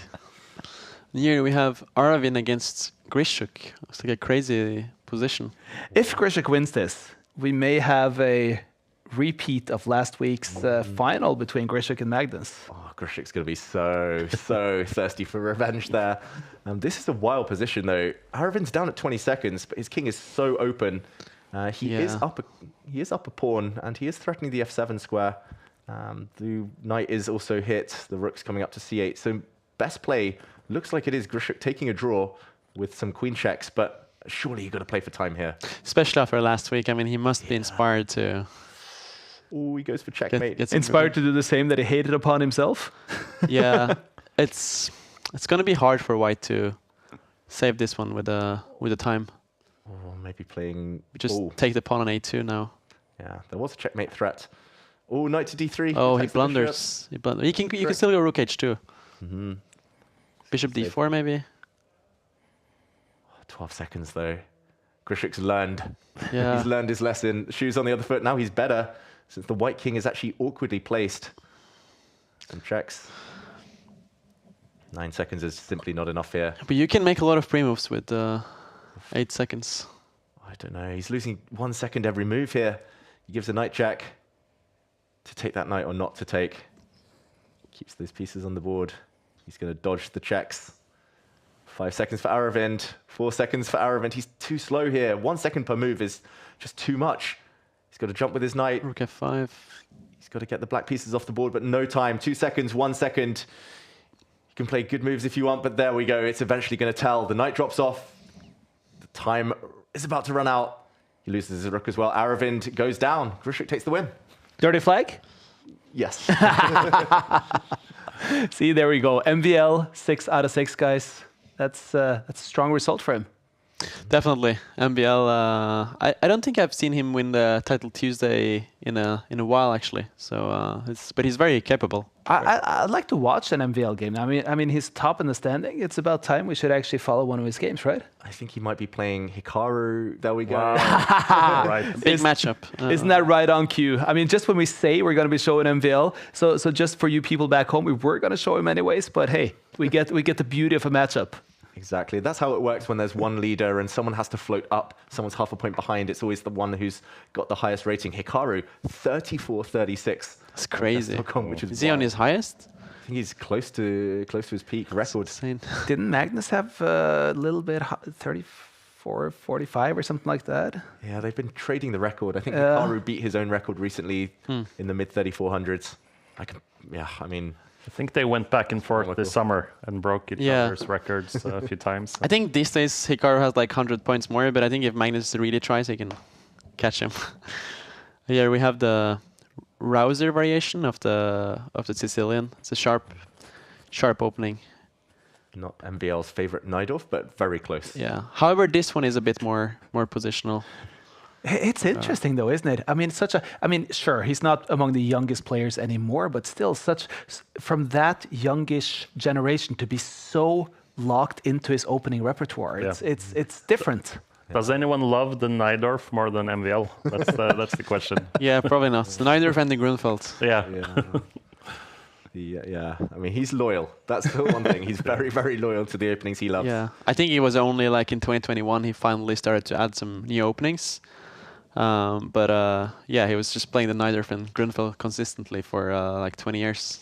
Mm-hmm. Here we have a bit of a theoretical debate in this is called the Rouser opening. Like black goes this pawn move a5 here, which is a strong move, trying to create some play on the queen side. White activates the queen to c4.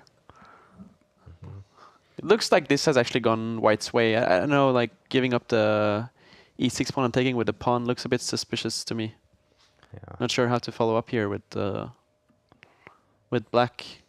It's a big weakness. White can later bring out the bishop to h3 maybe, or at least a very important piece will be tied down defending e6 for the rest of the game. There we go. He does play g3, bringing his bishop out to hit on the light squares. Hikaru loves the bishop pair. Okay, the knight retreat. He wants to hit a backward pawn at least. Usually you go queen c8 in these positions, but I think he just mixed up. It was not in that position where he did it, because here it looks like white is in control. Knight c7 is a good move, probably the only way to defend the pawn on e6. But it's hard to find a plan with black.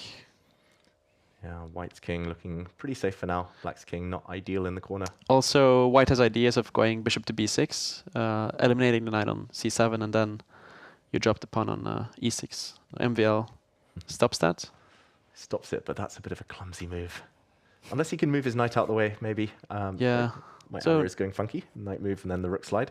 Maybe knight b5 here. Or a4. Yeah, a4 is also a good move. Yeah, but this does allow the rook to come into the game now. Next move. I feel like MVL is good at coming back from like passive positions, and it's almost like he's enjoying these type of. It's almost like he played it before. Yeah. I mean, he's a master at being a bit passive and then countering in the middle of the game. That is very true. MVL is known for defending worse positions really well. Yeah. He's very creative. Very often sacrifices material in bad positions, like objectively not doing well, but he's active and finds like resources. So in general, a very practical player. MV Elf? I'm trying.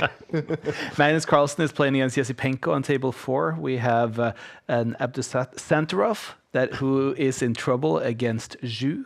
And then we have Sevian against Rasmus Svane on table 2. The big names all rising to the top. This is a very odd position for the black rooks to be in, defending their central pawns. Yeah, I was tempted to suggest knight d5 here, but it's probably not very good. Just for the cameras. Just for the memes. Yeah, just for the memes. I mean, we can agree upon, if we're going with names here, that the easiest one to pick up is Alexander Grinch-Grishuk. Yes. But the Grinch is now playing against Bortnik, so there's a big chance he might get flagged today. Ooh. Someone's going to get flagged in that game. Bortnik probably the quicker on the mouse of the two players. Move ahead, much better against Grigory Oparin as well. But this is a very slow game so far. Hikaru's down on the clock, which isn't always the case. Yeah, he took a while there to play the rook to f2, but I think it was a clever move, just protecting everything. Like the c2 pawn was hanging in some variations, so now, if it's white to move now, I think knight d5 is a strong move, so black moves away from that diagonal. Now maybe you can consider knight to b5 again. But yeah, it does go for that. Yeah, the idea is if there is a knight trade, then the other black knight might find itself trapped. And therefore, MVL breaks out. He's so good at timing these breakouts normally, but is it too late? Much better for Hikaru Nakamura apparently now. Are there knight trades? The black pawn center is feeling a bit brittle right now, a bit loose. c3, a very strong move. Hitting the knight, and there would have been a pawn lost if the knight had moved. Yeah, I think MVL is doing the right thing here, trying to just create a mess in the center, because as David pointed out, if the knight would go back, you would just drop the pawn. So you just have to try to sacrifice something. But it doesn't look like it's enough, though. Like White can take the pawn on e6 now, and he's 2 pawns up. I feel like we dropped off more players than we're used to today. That the top matchups came a little bit earlier than what we've seen previously, and that could also be a sign that it's possible to get back from 1 point behind, like Magnus and some of the other players are. Definitely. I mean, we're on track for a Magnus Hikaru round 11 special. We still have Grinchuk in the mix. We still have MVL. Even losing here, he'll still be right up there. Okay, he's trying to mix things now. That is the last chance probably to press the chaos button to go for the white king. At least remind Hikaru that the black queen might be coming out. There's a knight nearby. Back rank mates. But it doesn't feel like it should be enough. Maybe he's hoping for a dirty flag here against Hikaru. Good call. Yeah, it's not very often we see Hikaru down on the clock. It's almost always has more time than his opponent. This looks very dangerous now for MVL. Yeah, I think if MVL doesn't do anything in the next 2-3 moves, and Hikaru gets like 2 moves to stabilize, it's going to be over. So he has to maybe try something like a3 and just open up the white king. Seems to be very interesting with Bortnik and Grishuk as well here, where, as you would expect, Grishuk has more time now, and you never know what's going to happen at the end. That's always the way. Always swings in the last few seconds for Grishuk. Okay, the bishop drops back. You can't take twice on this square, and with the black queen, because the white bishop will jump out the way with a check, and the black queen would be lost. Instead, she swings. And yeah, he's just trying his best to keep control, Hikaru, but MVL's also trying his best to just complicate the matter, and the white king's not entirely comfortable yet. 1 minute. Oh, this is flagging territory soon. Maybe. If MVL can keep the tension. And oh, Hikaru makes a mistake for the first time in a long time. Suddenly, Hikaru is apparently worse. Wow. It was not easy to make a decision there, though. Yeah. He's still 2 points White's up. king is very open. Okay, this is a golden opportunity for MVL. Can he keep the white king from running away to safety behind its own pawns? Oh, suddenly this is a 3-result game. Checks in the air. Checkmate in the air. Oh, he closes the door, cuts off the king. Watch out, some checks. This is super scary now for Hikaru. 54 seconds, he's panicking. This is classic MVL, just holding on and fighting his way back into the game. It's the French Revolution. He's just waiting and waiting, and eventually heads will fall. But no threats yet. Everything covered. So Hikaru pushes his pawn forward. Yeah, maybe he's going to go rook to a8 now, creating... But you can play queen to d4 there, probably. Okay, he hits queen. Oh, apparently it's a big blunder. Wow. What is the punishment? The bishop goes back. Wait, what was the winning move there? Oh, bishop d4 was winning. Bishop d4 was winning there. There was a cute tactic, the black bishop coming in and the black queen taking the bishop. If the white rook had moved, that would have been a game ender, but not easy with no time left on the clock. This is so nerve-wracking. Both players down to 40 seconds. Okay. Queen a1 would have got the queens off by force. Would have been winning for Hikaru any endgame queen trade. I still think this is easier to play for MVL. Like if Hikaru makes a slight mistake, he can get mated. So with the time situation, MVL should be the favorite here. And he can't spend 10 seconds right now, Hikaru. Oof, he can't, but he does. 20 seconds. Still the queens are on the board. Okay, the position's repeating. Will they bail out? Hikaru says no. He doesn't want to play on. It's a draw. Wow. Okay. I'm surprised by MVL's decision there. I think he could have played on with it was a very difficult position to play for white. Yeah, but that means that Magnus Carlsen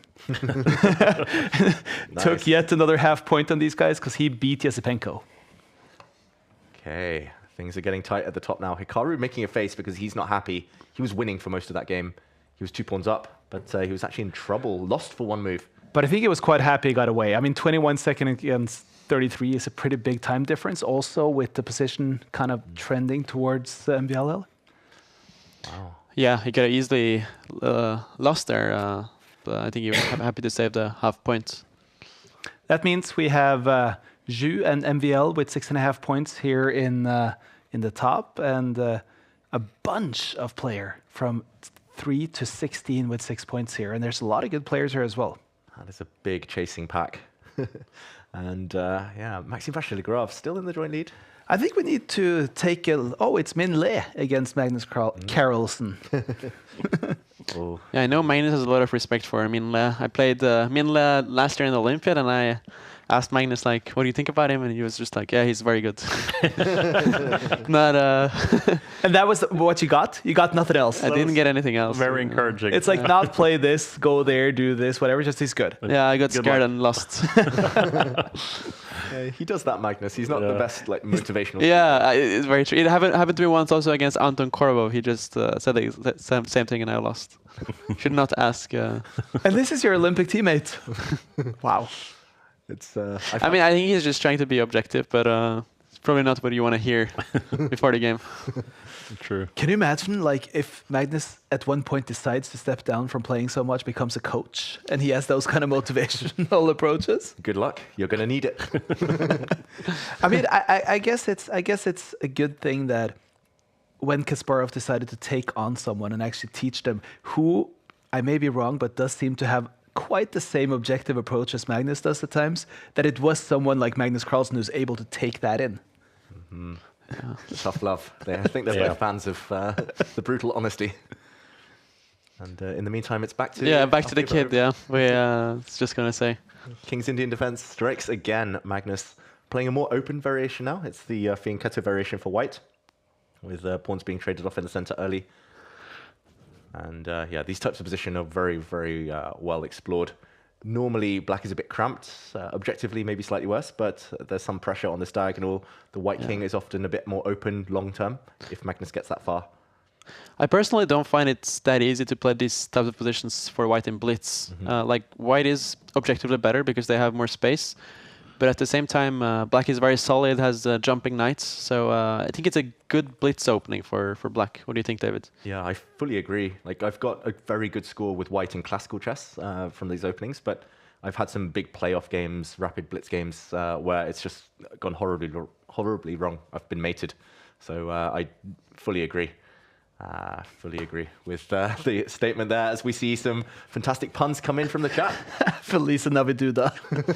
I laughed. I'm sorry, I'm simple. That's impressive. That is impressive. Felice Naviduda. And, okay. I think Magnus would like that one. Yeah, Magnus loves a good pun. Oh, yeah. A bit of wordplay. And it's the calm before the storm, these types of positions. It's always a bit of maneuvering. Like, white is trying to milk the space advantage, black is trying to set up some threats, set up some counterplay, but eventually it always explodes. But Magnus down on the clock now, almost 1 minute. Yeah, I feel like G5 is a bit of a committal decision. Wow, G4. G4. I mean, he had the same actually in the second game of the tournament, his G5, G4 structure. He realized he played G6 on move 3, and then he had to correct it by. But you definitely cannot get away with anything against everything. I mean, against the Min Le is very dangerous. Let's see what Magnus is going to do here. It's a bit annoying for him that the pawn on C7 is hanging in a lot of variations. Like, you would want to activate the queen, but then keep an eye on the pawn. At knight to D7. Probably going to try to maneuver the knight to E5, which is a good square. Yeah, that's almost an outpost, since the white pawns cannot challenge without en passant happening. But the knights are looking very strong for white as well right now. What next for Min Le? Does he try and trade off the dark squared bishops? Does he just centralize his rooks? There we go. Yeah, that's a very logical move. Magnus plays knight to E5. Now Min Le can bring his rook to D1. Ooh. Plays queen E2. Is he really thinking about taking this knight and just grabbing a pawn? That pawn does stick out a bit. Magnus defends it. The rook centralizes. It's all about those knights, though. It's like you said, Arian, like this, I mean, this opening, this structure, normally if you get a knight to B5 while black has still got a pawn on C7, meaning they can't move C or D pawns, then it's just a bit uncomfortable for black. Yeah, it's hard to find a plan for black. Magnus plays a4, but that's like a sign of not exactly being sure what to do. And Minle now maneuvering the knight to f5. Looking strong. Maybe knight back to c5 now. Plays a3. Oh, this is actually a clever move probably, because now there's some tactics happening. Like if you play pawn to b3, you can take the knight and jump with the knight to f3. The Minle doesn't allow that. Ooh, he gets Magnus's dark squared bishop. That's normally the heart and soul of the King's Indian defense, especially with white's bishop on c3. It feels like long term on the dark squares, Magnus is going to be very weak. The white queen can come in a bit later as well. Does Magnus have enough time to play this position? It's borderline. I think this last move helped him. It's become a bit more forcing now. Yeah, it's all about the bishop on g2. Magnus is banking on the fact that that bishop on g2 is just locked out of the game, and if that gets to activity, white was doing well, but that bishop is actually just very bad, pointing at its own pawn on e4. The knight on e5 is strong. The last couple of moves have definitely gone Magnus's way. It's so weird in Magnus's game, like it looks bad, and then out of nowhere he suddenly has a good position. Like I don't know how he does it. He's been watching MVL. Yeah. Presence under the Nepomnia tree. Oh wow. You like that, huh, David? Howl. You got me. Boy. That made me laugh a bit too much, more than I should admit. But yeah, Magnus has turned it around now and is much, much better. He's also a pawn up after Minle blundered the c4 pawn a few moves ago.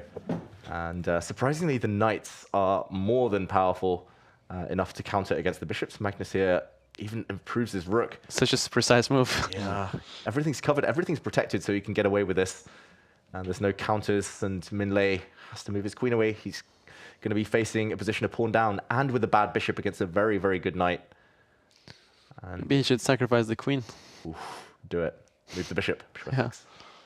At least try to create some mess, because if you move the queen and black takes with the rook on e5, that's a horrible position for white. So tries to create some imbalance. Yeah. Again, the problem remains with the bishop on g2. If that bishop would be on f5, for instance, I think this would be decent position for white, but here it's just hard to play with only the bishop and the bishop on f6 and the rook on e2. You really know Minle is in trouble when he starts twirling faster. Yeah, and it gets faster and faster. You should see him twirl when he's got 5 seconds on the clock. The multitasking skills. But Magnus, in the meantime, he's fended off any checkmate ghosts, and he's going to evict the white bishop. He's going to start taking pawns in the near future. And this should be the beginning of the end. Yeah, the knight and queen just team up so well. Minle, I think he's shot his last shot. Probably just going to take on a2. There we go. Tom here from Twitch really liked that rook to a5 move. Yeah, that was classy. Classy stuff from Magnus. And also this last move, a clincher. f5 here? Yeah, there's going to be mating nets now woven around the white king. And it feels like the end. I still don't see a knockout blow. Yeah, I think a knight is going to land on e3, and that's going to create some very dangerous threats. Or maybe he'll just push the b-pawn. Yeah. White is stuck. Even 56 seconds should be enough here for Magnus Carlsen. MVL wins again. Oof. Unstoppable. Yeah. I'm a little unsure what happened in that game at the end, actually. We'll have to have a little bit of a look if we could get that towards the end, because it didn't seem like you ran out of time there. Oh, wait, no. It was just a position. Looks like there was a bit of a breakthrough for MVL just before the end. But, in the meantime, Magnus has closed the door. There's going to be all sorts of checks and checkmates soon. Just blocks the white pawns first of all, doesn't need to change the status quo. There's some checks at the bottom of the board, there's diagonal checks which look quite effective in these types of positions. And the b-pawn is running. You can start pushing it. 3 squares from touchdown. Ooh, Magnus. No, he didn't miss this move. You can actually just take on g3 here. The king finds a safe home on h5, and black has mating threats. But there's many ways. Hikaru with his 3rd draw in a row. Oof. And that's surprising. But I mean, we're talking single-digit amount of games in this format that actually ends up in draws. Yeah, I mean, Christmas is a time for sharing. So those draws, sharing, carrying, and Min Lei, so angry at himself, resigns. But it was a lost position at the end. It was just the earlier moves that he was annoyed about. Oh, look at this finish. It's wow. Good on time here for good in it's made in 5. Is there any swindle from Bortnik at the end here? This is a very depressing position for Well, I mean, the problem is he could have swindled until he's the one running out on time, right? Yeah, there's no time. He's just getting mated here. It's a strong win by Barhat, who we saw lost to Magnus earlier. That leaves us with 3 players with 7. It's Dura, it's Magnus, and it's Sydupov. And then MVL, the lone leader, guys. Mm-hmm. The Frenchman on top. Bortnik, there's definitely a pun there. Saint Nick. Christmas.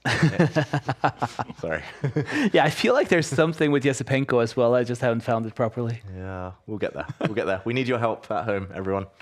Well, that means that leads us into the break. We've played 8 rounds. We have 3 left, and it's funny how this is happening now, Adrian. I mean, in the past, you didn't very often see the early losses from the people who's competing at the end. Magnus has had it last week. He won the tournament anyways. It seems like it's more possible to get back than it felt like it was in the past. You know, it's interesting with Magnus because it was some statistics done on Magnus's performance after losing a game in his career. And I think it was like 3,000 performance. Like whenever Magnus loses a game, the next day he's just unstoppable. And we're also talking now over the board. Yeah, he's so good at like taking that, like changing that energy into something positive that makes him super strong the day after. Most of us tilt and we get depressed when we lose and usually do bad the day after. But with Magnus, he has a very, very strong mentality to recover from losses. Yeah, maybe it is still possible to get to 2,900 for Magnus Carlsen. We just have to play different kind of board games and stuff with him the night before he goes into battle, right? Make sure that he finishes on a loss. And we need more 2,800 players. I think that would make it easier for him. It was pretty crazy at the end there when he was trying to go for 2,900 because as he was trying to break that record, or I mean, he ended up being a bit far away that attempt, but still, there was no one to build rating against anymore. Exactly. He should have played a 10-game match against me and just... He got to 2882 or something? 2889 actually, unofficially, but that was in 2014. Yeah. Well, in 2019 he got to 2882. Yeah. Wow. I mean, I speaking of just putting up different kind of games like that, I had a bit of a dream that Magnus, at one point before New Year's, was gonna get all these rated classical games just to scare Hikaru Nakamura before the candidates tournament, just to really try to get enough rated games that he would have been eligible. Not saying that he would have joined the candidates, just to scare him a little. Like, it would be a really good troll. Yeah, I mean, if you suddenly started playing like Norwegian League matches and playing against your friends for rated matches, stuff like that, it would be such a great troll, wouldn't it? Yeah, I mean, actually, Magnus is the guy who could have done something that just to troll as well. But good dad joke. He's also a family man these days, so he doesn't have unlimited time, I think. Yeah, because you would have to qualify for the FIDE rules of a rated game, which, quite honestly, it does take some time, right? Yeah, it takes a while. It takes a grind, it takes some energy, and yeah, if anyone was going to troll, it would be Magnus. But as Aaron says, with a family, with kids, yeah, life gets in the way sometimes. But I guess we can say now, even though we're going into the World Rapid and Blitz Championship, at least we now pretty much have the candidates set. Nothing crazy can happen. Hikaru will play the candidates. It's not going to be a Magnus suddenly deciding to play a million games and getting in. What do we think about the candidates? Are we excited?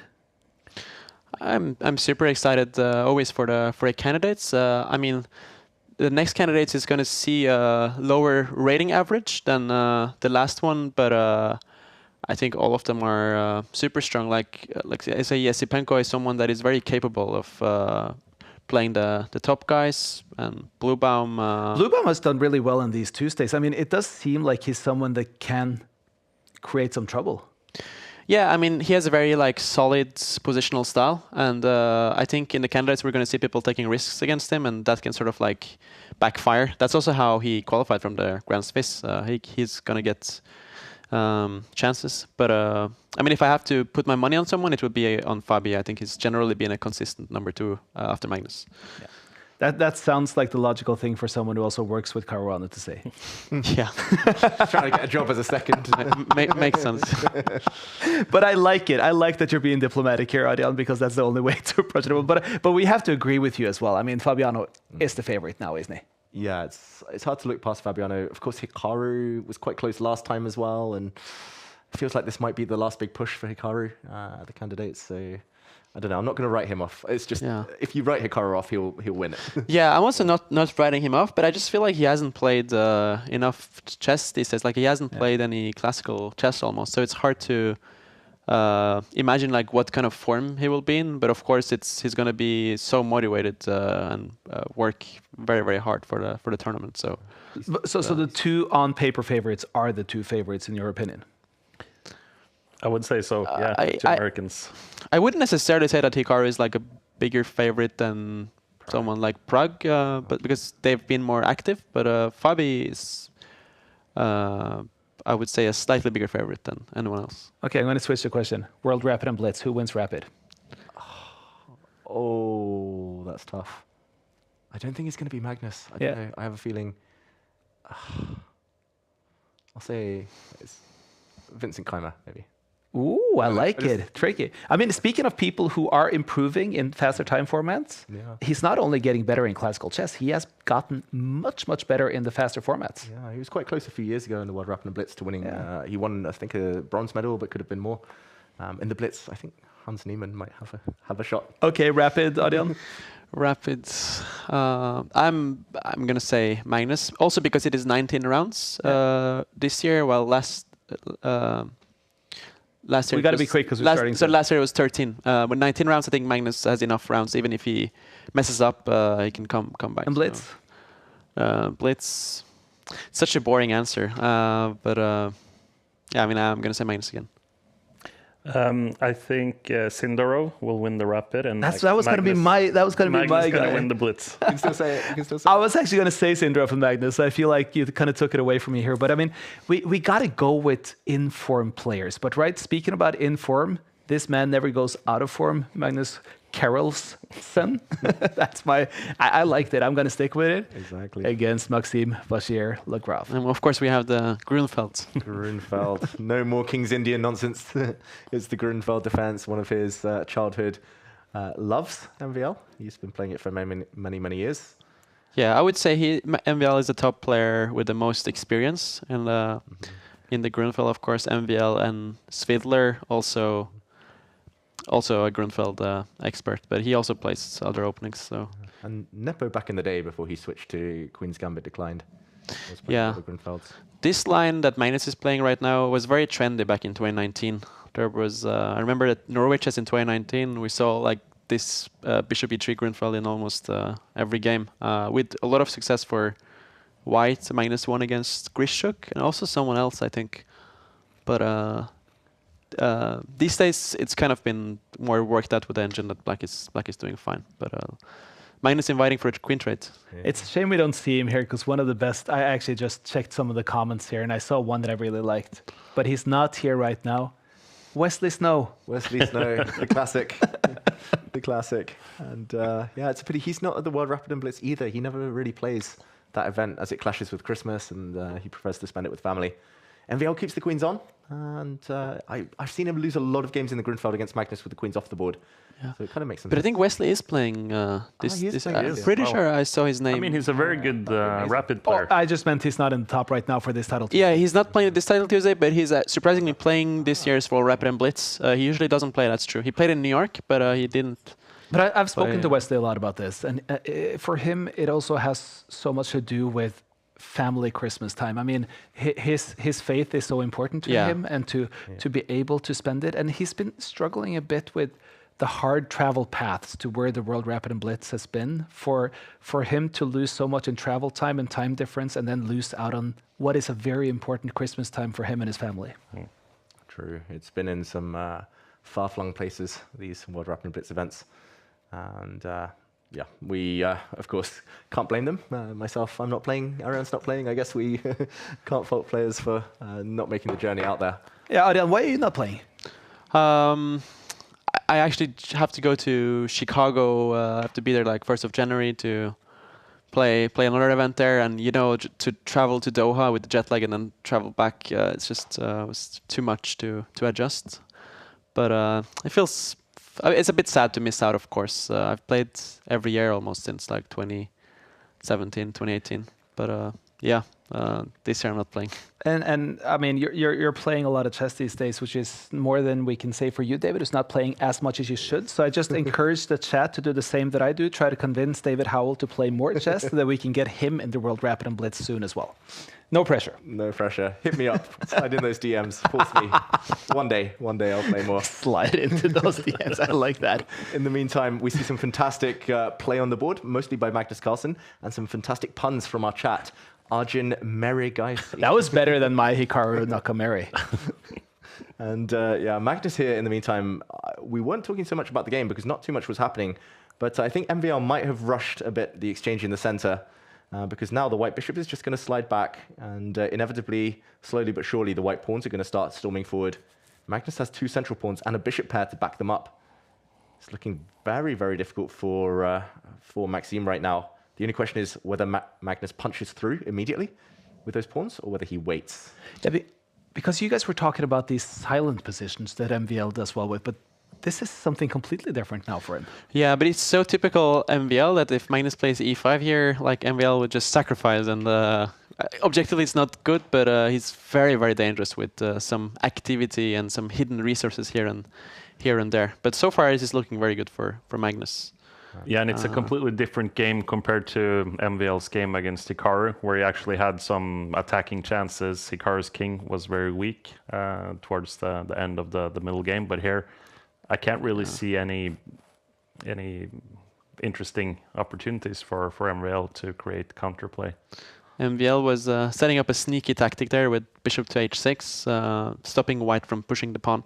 Magnus cleverly put the queen on f2, defending the bishop on e3, and now he's not really getting the e5 break, it seems, but instead he has shifted his focus on the g file, which has opened up.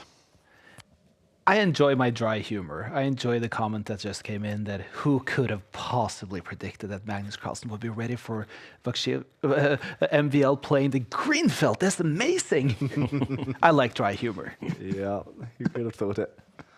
And there we go. Who could have thought that Maxim Vasiligarov would sacrifice a piece? Arian, prediction game on point. He's got 1 pawn for it, though. Shouldn't be enough. But I do feel in history when MVL and Magnus have played that Magnus has never been afraid to go straight into MVL's fortes. I mean, he's always taken him head on. Exactly. Yeah. Many people kind of duck the challenge, but Magnus says, okay, mainline Grunfeld, I know as much as you. Let's go Najdorf, and I'll try and outplay you there. It's like a point of pride to beat them at their best. Yeah, Magnus is someone who has a very, very good score against MVL. I feel like the last 6-7 years he's had some very convincing wins. And this was extremely convincing as well. Yeah, this was very convincing from start to finish, actually. Yeah. Good win by Magnus, who is now on 8 out of 9, looking very good. On a winning streak. MVL just after the opening, maybe he should have traded queens off. Going passive with his queen gave Magnus the time he needed to build a center. And talking of building a center, it's black here. Ashraf, the young FM, who's got a nice pawn center and maybe a small advantage against Hikaru. But this is an extremely impressive score by Ashraf. He's one of those Iranian talents who's really, really good at Blitz. I've seen him online. It's very impressive. Here, it looks like white can maybe take the pawn on h6. Hikaru is calculating it. 17 years old, this young FM. Pawn sacrifice, though. Black can bring the bishop to f4, but the queen is not trapped. It can go to h4. And it seems to me that white is a healthy pawn up here. You know more about this than we do, Arian. How easy or difficult is it for these young Iranians to get out and get their GM nods and things like that? Is that difficult these days? It's far from easy, I would say. Like the most challenging thing is that the economy in Iran has been very bad for many years. So it's very expensive for these players to fly to Europe and play international tournaments and try to play for norms. So. Yeah, 'cause you see a lot of players having the rating, but just not getting the norms. Yeah, of a lot of these players, you see them do so well in Title Tuesdays, and they're very, very talented, but they just don't have, they don't really get the opportunities to fly to tournaments and show themselves. So a lot of them are underrated, but I think the Iran Olympiad team has gotten better and better the last few years, and I think in 5-10 years, they're gonna be in the top.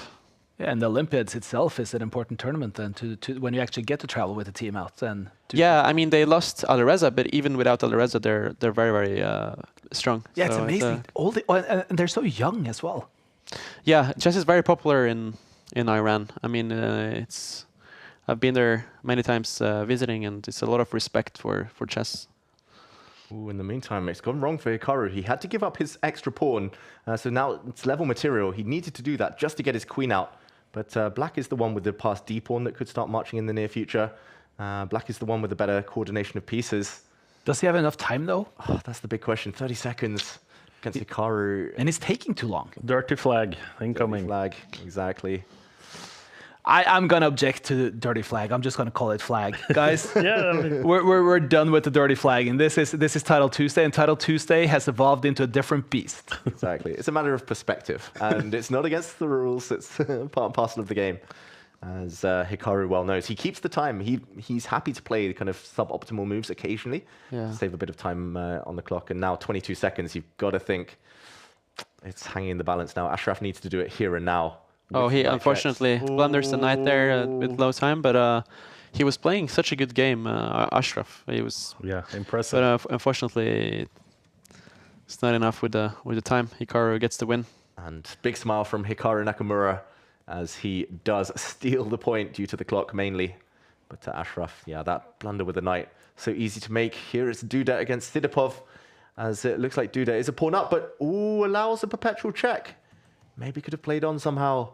Sidipov, great result for him. Shake of the head, but it feels like nobody's happy at this point to drop anything, given those half points. Sidipov is... But look at this list, guys. Ooh. He lost in round 4, Magnus Carlsen. He's now, at the moment, in sole lead with 8 points. It's amazing how he keeps fighting back from these situations. Is it Magnus Hikaru? Is it that time of the day? Of course it's that. I mean, he's played Yesipenko, he's played MVL. Maybe the black-white differentiator can lead up to a Duda matchup, but if the black and white pieces mix, it's going to be Hikaru against Magnus. El Clásico.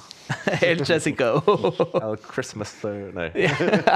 Oh, Magnus. Christmas showdown. Exactly. Well, we still have move ahead against Terry here. Speaking about Iranian talent, how good is move ahead going to be, do you think, Arjan? I mean, many people were telling me that he's like the new Alireza already like two years ago, but honestly, I think it's all about the opportunities. I think he's super talented, but if he has the support and he can has a coach and like travel abroad and play tournaments, he can be very, very good. But we'll see. Time will tell. Thou ask and thou shall receive. Magnus Carlsen against Hikaru Nakamura. Hikaru Rudolph Nakamura. E4 is the first move from Magnus. He's not messing around anymore. We'll learn a lot from the opening here. Does Magnus want to play it a bit safer? Does he want to take a risk and go all out? He's playing the 4 knights. That normally means a slightly more level game. Hikaru plays a move that he actually faced just a couple of days ago. Fabiano Caruana played this very move against him in India at the Global Chess League. But Magnus looks like he's trying to remember. Hikaru likes to play this knight takes e4 in this variation. He's played it against me before. I think last year he played it against me. It's a funny move, but it is fine for black. Like you can take back the piece, but then black brings his queen out and pins the knight. But look at the differences in face here. Hikaru is laughing about it, and Magnus is like, "Oh, what was this again?" Yeah, this is exactly how my game was against Hikaru. Like black takes the knight and white brings the bishop out with check. Eventually, we get a equal endgame where both sides have 6 pawns each. But it's very drawish though. Yeah, I mean in general this variation is very drawish, and I think Magnus wants to play it solid here, given that he's has a half-point lead. I mean, we know that Hikaru, if he gets the chance with black pieces against Magnus, I mean, it doesn't matter to him that he's half-point behind. He takes a draw. Yeah, I think it's just his strategy. Like he makes a draw, wins the last round, he gets 9.5 points. But is that one of the aspects where we feel that Hikaru throws away some tournament wins in his very pragmatic approach? Historically, yes, I would say. And that's maybe why he's not beaten Magnus on a consistent basis in many big finals, many big matches, because it feels like he's doing the chasing, or he's the one who's kind of allowing Magnus to dictate. But we know that Magnus would not choose to do this in the same situation as him. I mean, if Magnus had 7.5 points and Hikaru had 8, we would never see the opposite type of approach, because Magnus is so aware of table standings. Yeah. But at the same time, nobody's gonna ever get the respect that Magnus gets from the other players, given his status, right? True, but I just feel as though, I mean, sure, Hikaru is one of the players who actually do table understanding to a different degree, but takes players like, for example, Wesley So, who is so good at playing chess, but doesn't necessarily have the group standing type awareness. Yeah, I mean, I remember Magnus specifically said about Wesley So that he's someone that was like very close to him at some point, but he just didn't go for the chances against Magnus. He was shying away from complications and playing super solid. So yeah, it is the case that sometimes his rivals can have too much respect.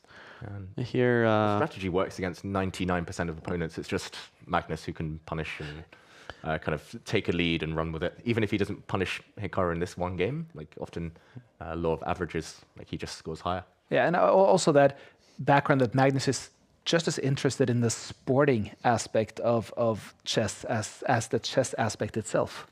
Ooh, tactics on this board finally, as we saw a deflection tactic, Magnus taking a pawn. If the black king had taken, then the bishop in the center would have been lost.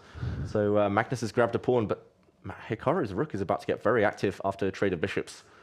I'm not sure whether you take the bishop now or whether you give a check first, but the play starts to get concrete here. Hikaru is probably going to trade bishops. He does it the other way, and then captures on g2.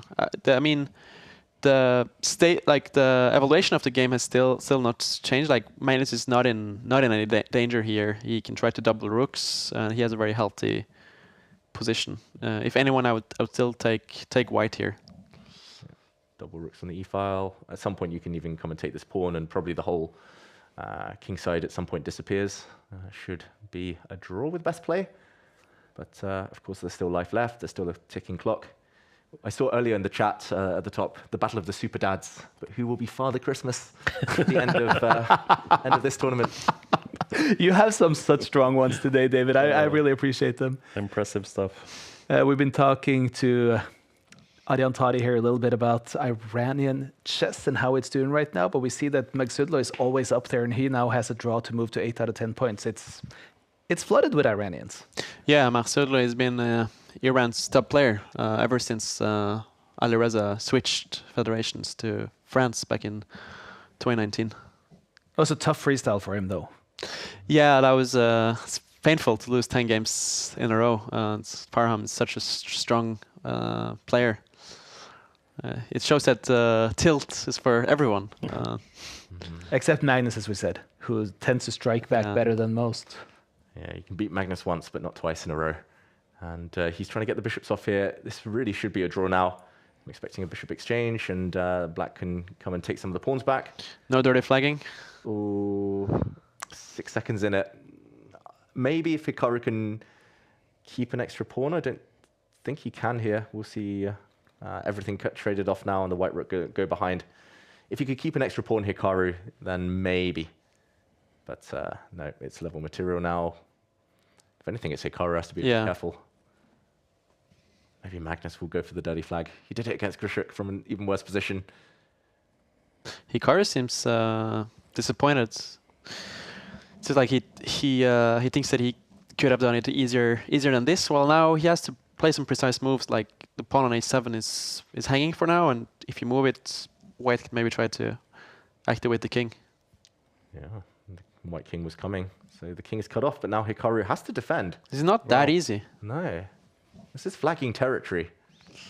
Like, Magnus can play this on for at least another 50 plus moves. And Magnus is definitely going to try hard to win here. I mean, if not for the position, like just he has a 30 seconds advantage on the clock. Oh.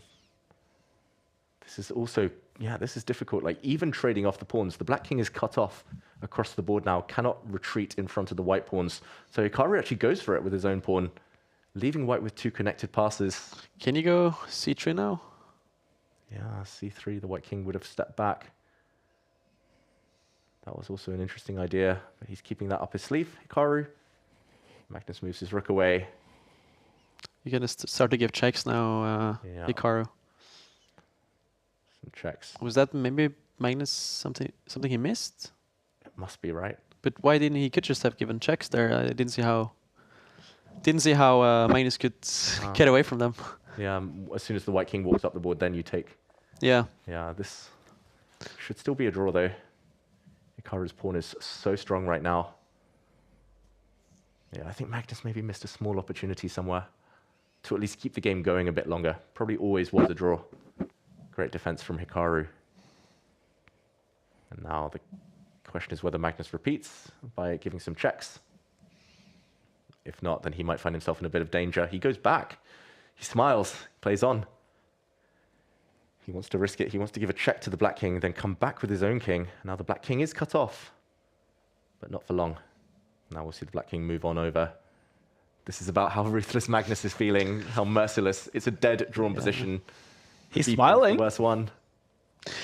The B pawn is kind of the worst pawn you can have, actually. It's the Philidor position as well, so anywhere on the line it would be a draw. But C pawn is a bit more tricky, but here there's no tricks. I think if Hikaru had like 25 seconds, it's very possible, but with 49 seconds, it's...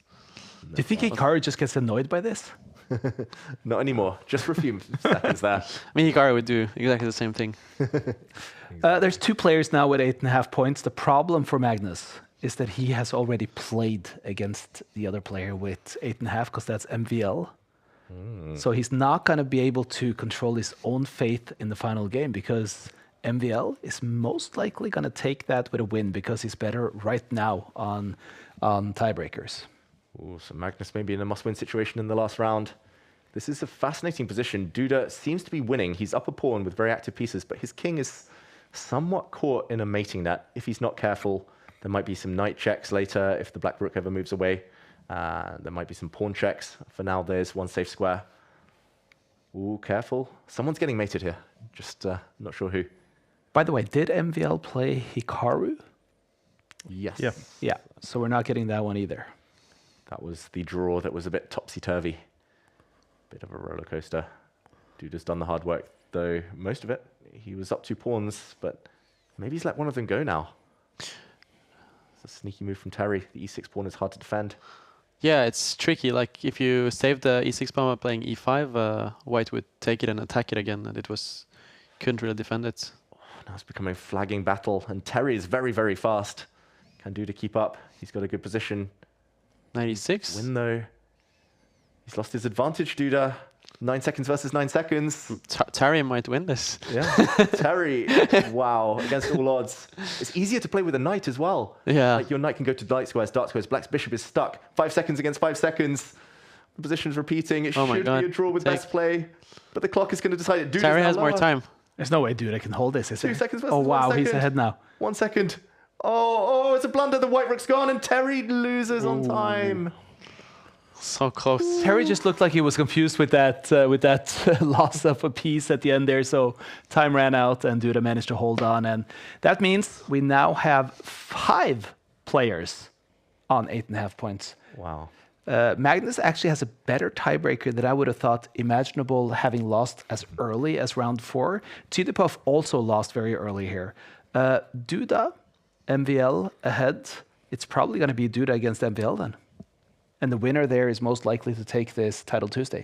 Yeah, so it seems like Magnus is going to get a easier pairing in the last round than MVL. Which is probably Tsiripov, I would guess, based on him having played all the other players on top here, and MVL and Duda not having played each other. That seems like the likely outcome, right? Yeah, which is, I mean, Tsiripov is of course very strong, but it's someone Magnus would hope to play in the last round. Yeah, but still, I mean, based on the fact that they are ahead now by a tiebreaker, they're facing each other, so they're playing a very good player. It does seem very likely that the winner is the winner of MVL against Duda, but we should never underestimate the impact that other games have. And here we see Magnus against Duda and MVL against Chidipov. Ooh, on paper, that is great for Magnus because it actually gives him a chance if Chidipov can do the job on the other table. Exactly. Good news on paper as well for MVL. Yeah. Now he's white against Chidipov and a win with his tiebreaks. That's a good pairing for MVL. Very good pairing for MVL. He's white too, so he'll be happy. So a few players potentially with their fate still in their own hands, but especially Maxime Vachier-Lagrave. Magnus has to take big risks in this game. Plays the Rosolimo variation in the Sicilian. But with this time format, do you need to take as big of a risk? I mean, aren't most games decided anyways, in a sense? Well, like we saw in the last game with Magnus and Hikaru, the position was too dry, so it was easy to play fast.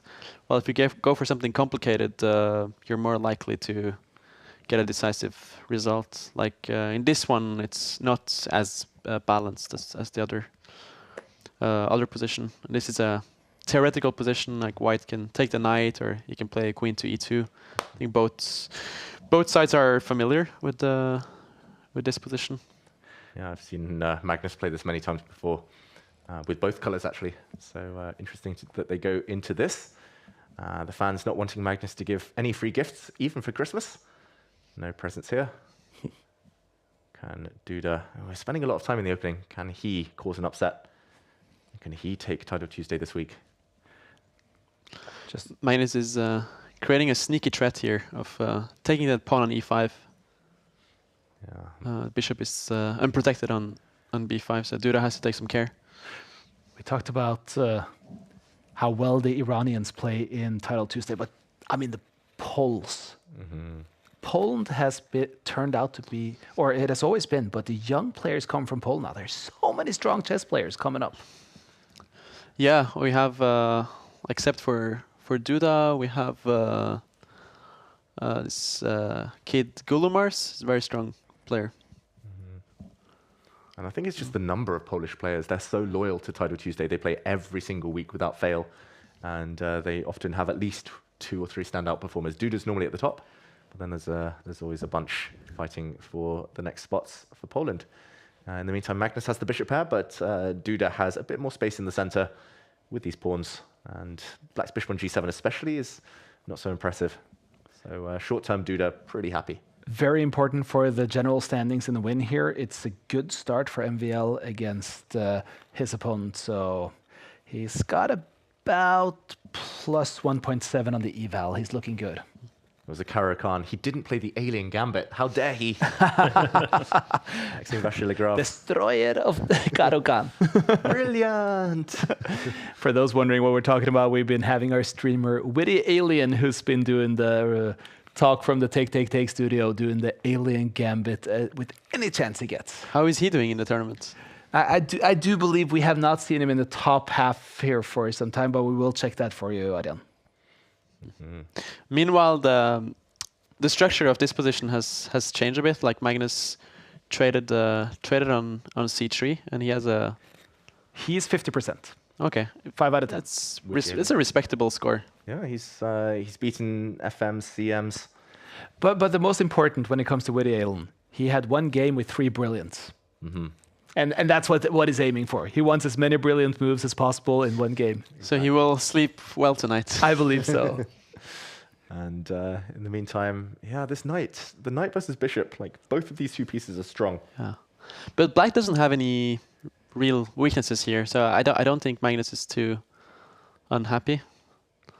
However, White's position is also stable. But Magnus is going to try to play the long game here, maybe try to keep a bit more time on the clock and just try to keep the two bishops. Yeah. It's all about keeping the tension, as you say, like slow improvements. I'm not sure. I was going to say King G7 is such a Magnus move. He beat me to it. Yeah. And then eventually H5, H4. If white isn't able to strike with H4, eventually maybe some exchanges. Ooh, it looks like big developments on board 2. MVL with a huge advantage now. Extra pawn in that Caro-Kann. This game much more level. Duda sacrifices a pawn with bishop to G3. Magnus can take the knight on C5. However, we do get opposite colored bishops in that case, which generally is drawish. So I think Magnus is just going to bring his bishop back to F8. Ooh. Decides to take the pawn. Wow. Just got to add this, though, even though it's unlikely, even though MVL and Magnus, if they should both win, there could be other results of the players that they faced in the past going one way or another that could decide that suddenly could say that Magnus passes MVL on the head-to-head standings, the tiebreaker. So nothing is certain. Yeah, Magnus will be cheering on all of his previous opponents if that's the case. But MVL looks to be doing his side of the bargain so far. Magnus pawn up, but I do really like the white bishop once it lands on D4. D4 is a key square for the white bishop. And the problem for black is that the pawn on B7 and A6 is fixed. The pawn on A5 does an excellent job sort of stopping black's extra pawn from advancing. Actually, I was told now in the chat that I made a mistake earlier. It wasn't 3 brilliant moves in that game from Wade, it was 4. Oof. Wow. Big difference there. Impressive. The more the merrier. 4. Wait, was it? It's not 4 turtle doves, that's 2. 3 French hens, 4. Magnus really needs some magic in this game. It's looking really, really solid for Duda. If he can sort of like keep the game going and get Duda low on the clock, there's possibilities. But white has such a stable position. Feels like there've been a lot of draws this week in Title Tuesday. Hikaru's had 4 draws. And Magnus has had one now. Trying to get his queen in. The problem is all queen trades just lead to a draw. An easy fortress for Duda where you can pre-move pretty much till the end of the game. So Magnus has to keep the white queen out. He does that, but now queen trade offered, and he has to dodge. Does the white queen come in, or does white just defend his pawn with his bishop? I mean, you can even play G4 here with white if you want to, because you cannot take the pawn on A5, because the white queen would get into E8.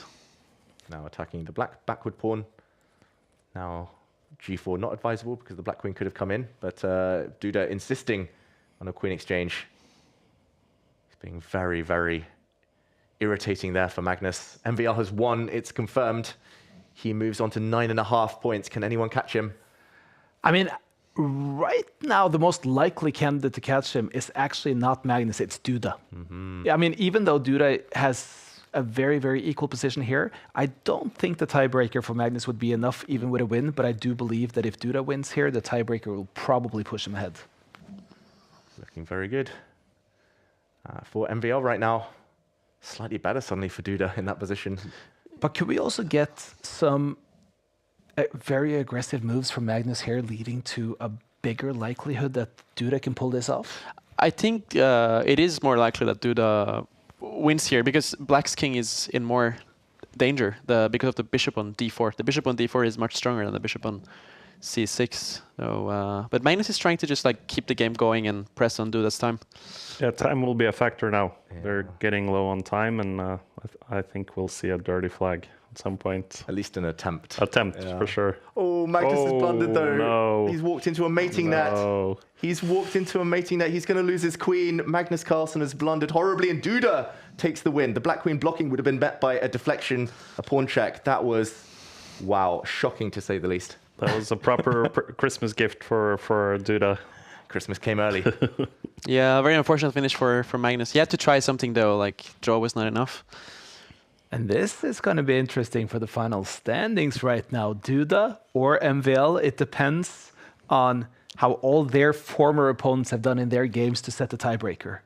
Oh, right now, let's not say it's certain, because right now it's Duda leading against MVL, but there could be other games that may change this. We know that Hikaru played at least against MVL. I don't remember if he played against Duda. Didn't play Duda. Didn't play Duda, so that is something that goes to help MVL in his tie-breaking. And all these results really do matter at the end here. So right now, as we see, it was MVL pushing past based on that Hikaru score. Oh, wow. And there's still some games going, so it is that Oh, close. and Duda is back on top. Duda's back on top. One of his former opponents has won. Nothing is decided. Yeah, Theodore against Grishuk. Who played whom amongst those? Oh, just doing a So quick check. Demchenko against Minle, maybe one of them played against Minle. Yeah. Yep. So this is not over. Yes, we know Yesipenko was up there. He could also be causing some problems. Theodore played Vache Legrave. Okay, so if Theodore can win, how's that game looking? It's looking dead drawn, but Grishuk has only 7 seconds. Oh, Grishuk is going to get flagged second week in a row. Are they flagging Grishuk? Can actually Theodore take the win for MVL by flagging Grishuk? It's such a dead draw, opposite color bishops with no progress. You can't lose that in a million years. Look at this. But Grishuk again, 4 seconds. Look at the dirty Greek. This could decide it all for MVL. But he has to move the bishop at some point, otherwise it might be some threefold. There it is, 1.2, 1.0, 1.8, 0.6. Oh. And it's 0, it's a win. And how does that not change? Not change. Duda stays on top. It wasn't enough to push the bar. Not quite enough. And oh my God, they were literally moves away from the 50 move rule there. That was so close. heartbreaking. How much for do you Grishuk. think Alexander Grishuk likes this format now, guys? I mean, I don't know him personally. I don't know how he takes it, but it's. I don't think he's too happy. but it is one of those things. I mean, we know that Sasha Grishuk, he is the kind of guy who will leave himself short of time. He's known to get out of those situations because he's so good when it's short on time. There's no increments, though. No, I mean it's a tough format. When you get low on time, there's no mercy, and I think it's part of the game. You just need to have a good speed throughout the game, and yeah, I mean he knows what he's getting himself into, so he needs to work on the time management. And he keeps coming back every Tuesday, so it's clearly not getting him down too much. And if he keeps performing consistently well, Grishuk, he'll get a chance at some point to win one of these events. For sure, yeah. Listen, guys, I just now went in and checked the active games at the end here. As we can imagine, there's no more active games, which means Jan Krzysztof Duda, he wins game week 4. Wow, in pole place, the Polish Grandmaster. Feliz Navi Duda. Feliz Navi Duda beating the Frenchman on the goal line here at the end. And just to add to the excitement, we saw it. We saw the game that pushed MVL ahead. Then there was another one that pushed Duda back into it. And that's how it is. If you don't have 10 points here, you usually have to depend upon tiebreakers. I mean, this is what makes this tournament so exciting. You don't know until the last game who's going to win. And here we saw the Magnus. We thought first like Magnus has to win to catch MVL, but no, then suddenly Duda won the tournament. I think it'll be safe to say that next week we're going to be more focused towards the World Rapid and Blitz. It's going to be... It's one of the highlights of the year, isn't it? Definitely. It's always a fantastic way to end the holidays on a high, the year as a whole on a high. And now I want to change my opinion. I want to say Duda and MVL to cause some shocks in Qatar. And we talked about who our favorites were, but are there any big outsiders that you could imagine doing well here, Adrian, that can really be challenging for the title? I mean, I'd say that even though we've seen Keimer perform in the past, it's still a bit an outsider. Niemann winning, it's also a bit of an outsider, but who's your long shot? Maybe I'll say Pranav, the guy that knocked me out of the World Cup. He's known to be a very good Rapid and Blitz player as well. He's definitely not considered to be one of the favorites, but he's a strong Grandmaster, World Junior Champion, and very up and coming. Do you think Nihal Sarin is a name that could be put in the outsider list for the Blitz? I don't think he's going to do it in Rapid, but at least for the Blitz. Yeah, I think Rapid may be a long shot. I think in the Blitz he might need a few things to go his way. He'll need to start very, very strong. I think if he starts well, he's got a chance, but coming from behind, I'm not sure he'll be able to take those risks and catch the likes of Magnus. I would love to see it though. I have a really boring outsider pick. Okay. One who would never have been considered an outsider, but for some reason is kind of fallen behind his countryman right now. Abdesattorov. I mean, he's still one of those guys that we expect to perform here, right? Yeah, for sure. I mean, he's such a great player, and he knows what it takes to win a world championship title. So he's definitely an outsider. And I also think we might see some good performances from the young Turkish players. And I hope Faustino Oro does well also. It's going to be so much fun. I'm really looking forward to this.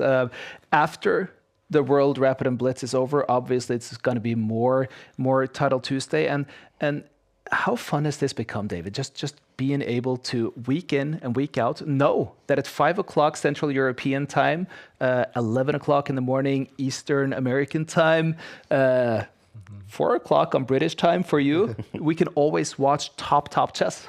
I mean, I like it. Like, the one thing that is always missing for a professional chess player is routine and stability. Like, often players, they're jetting across the world, they're always on a plane, they never know when a tournament's starting. But here, they know Title Tuesday. It's become a staple of their diary, and it's the same for me. It's kind of nice to have something to look forward to throughout the week, and over the weekend being like, okay, it's coming up.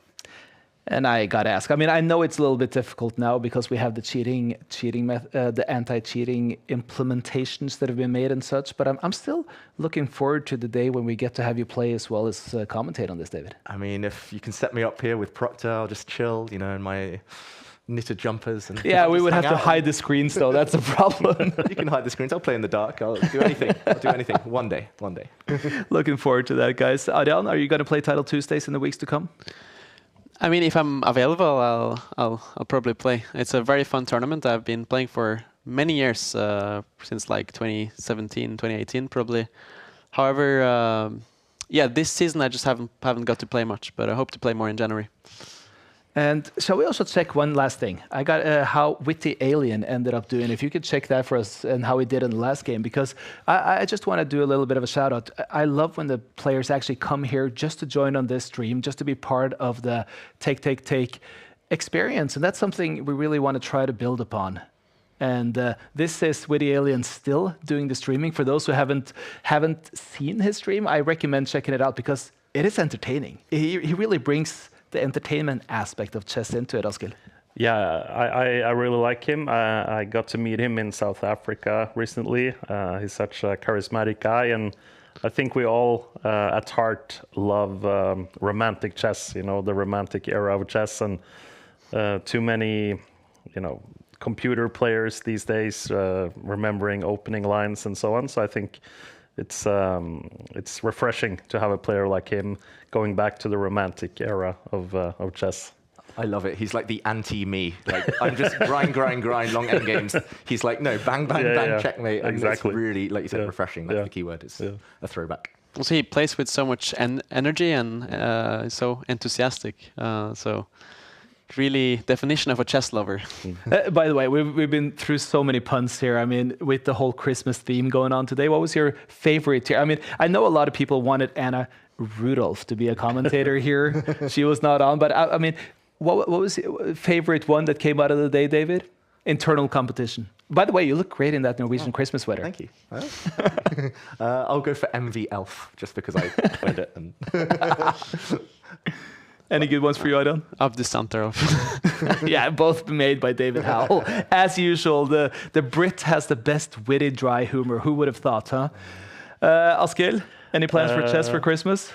Yeah, I'm going to follow the World Rapid and Blitz. I'm going to enjoy watching and hope to see my friend Magnus do well. And yeah, I'm looking forward to it. I hope you guys are looking forward to it as well, that you take this time in the Christmas to, first of all, have a wonderful holiday, regardless if Christmas is something you celebrate. Take this time and be good to each other, and also that you get to enjoy the chess from Doha with the World Rapid and Blitz. We'll be back soon for more Title Tuesday, where we're going to keep battling between the best players in the world. And until then, have a Merry Christmas. Here we go.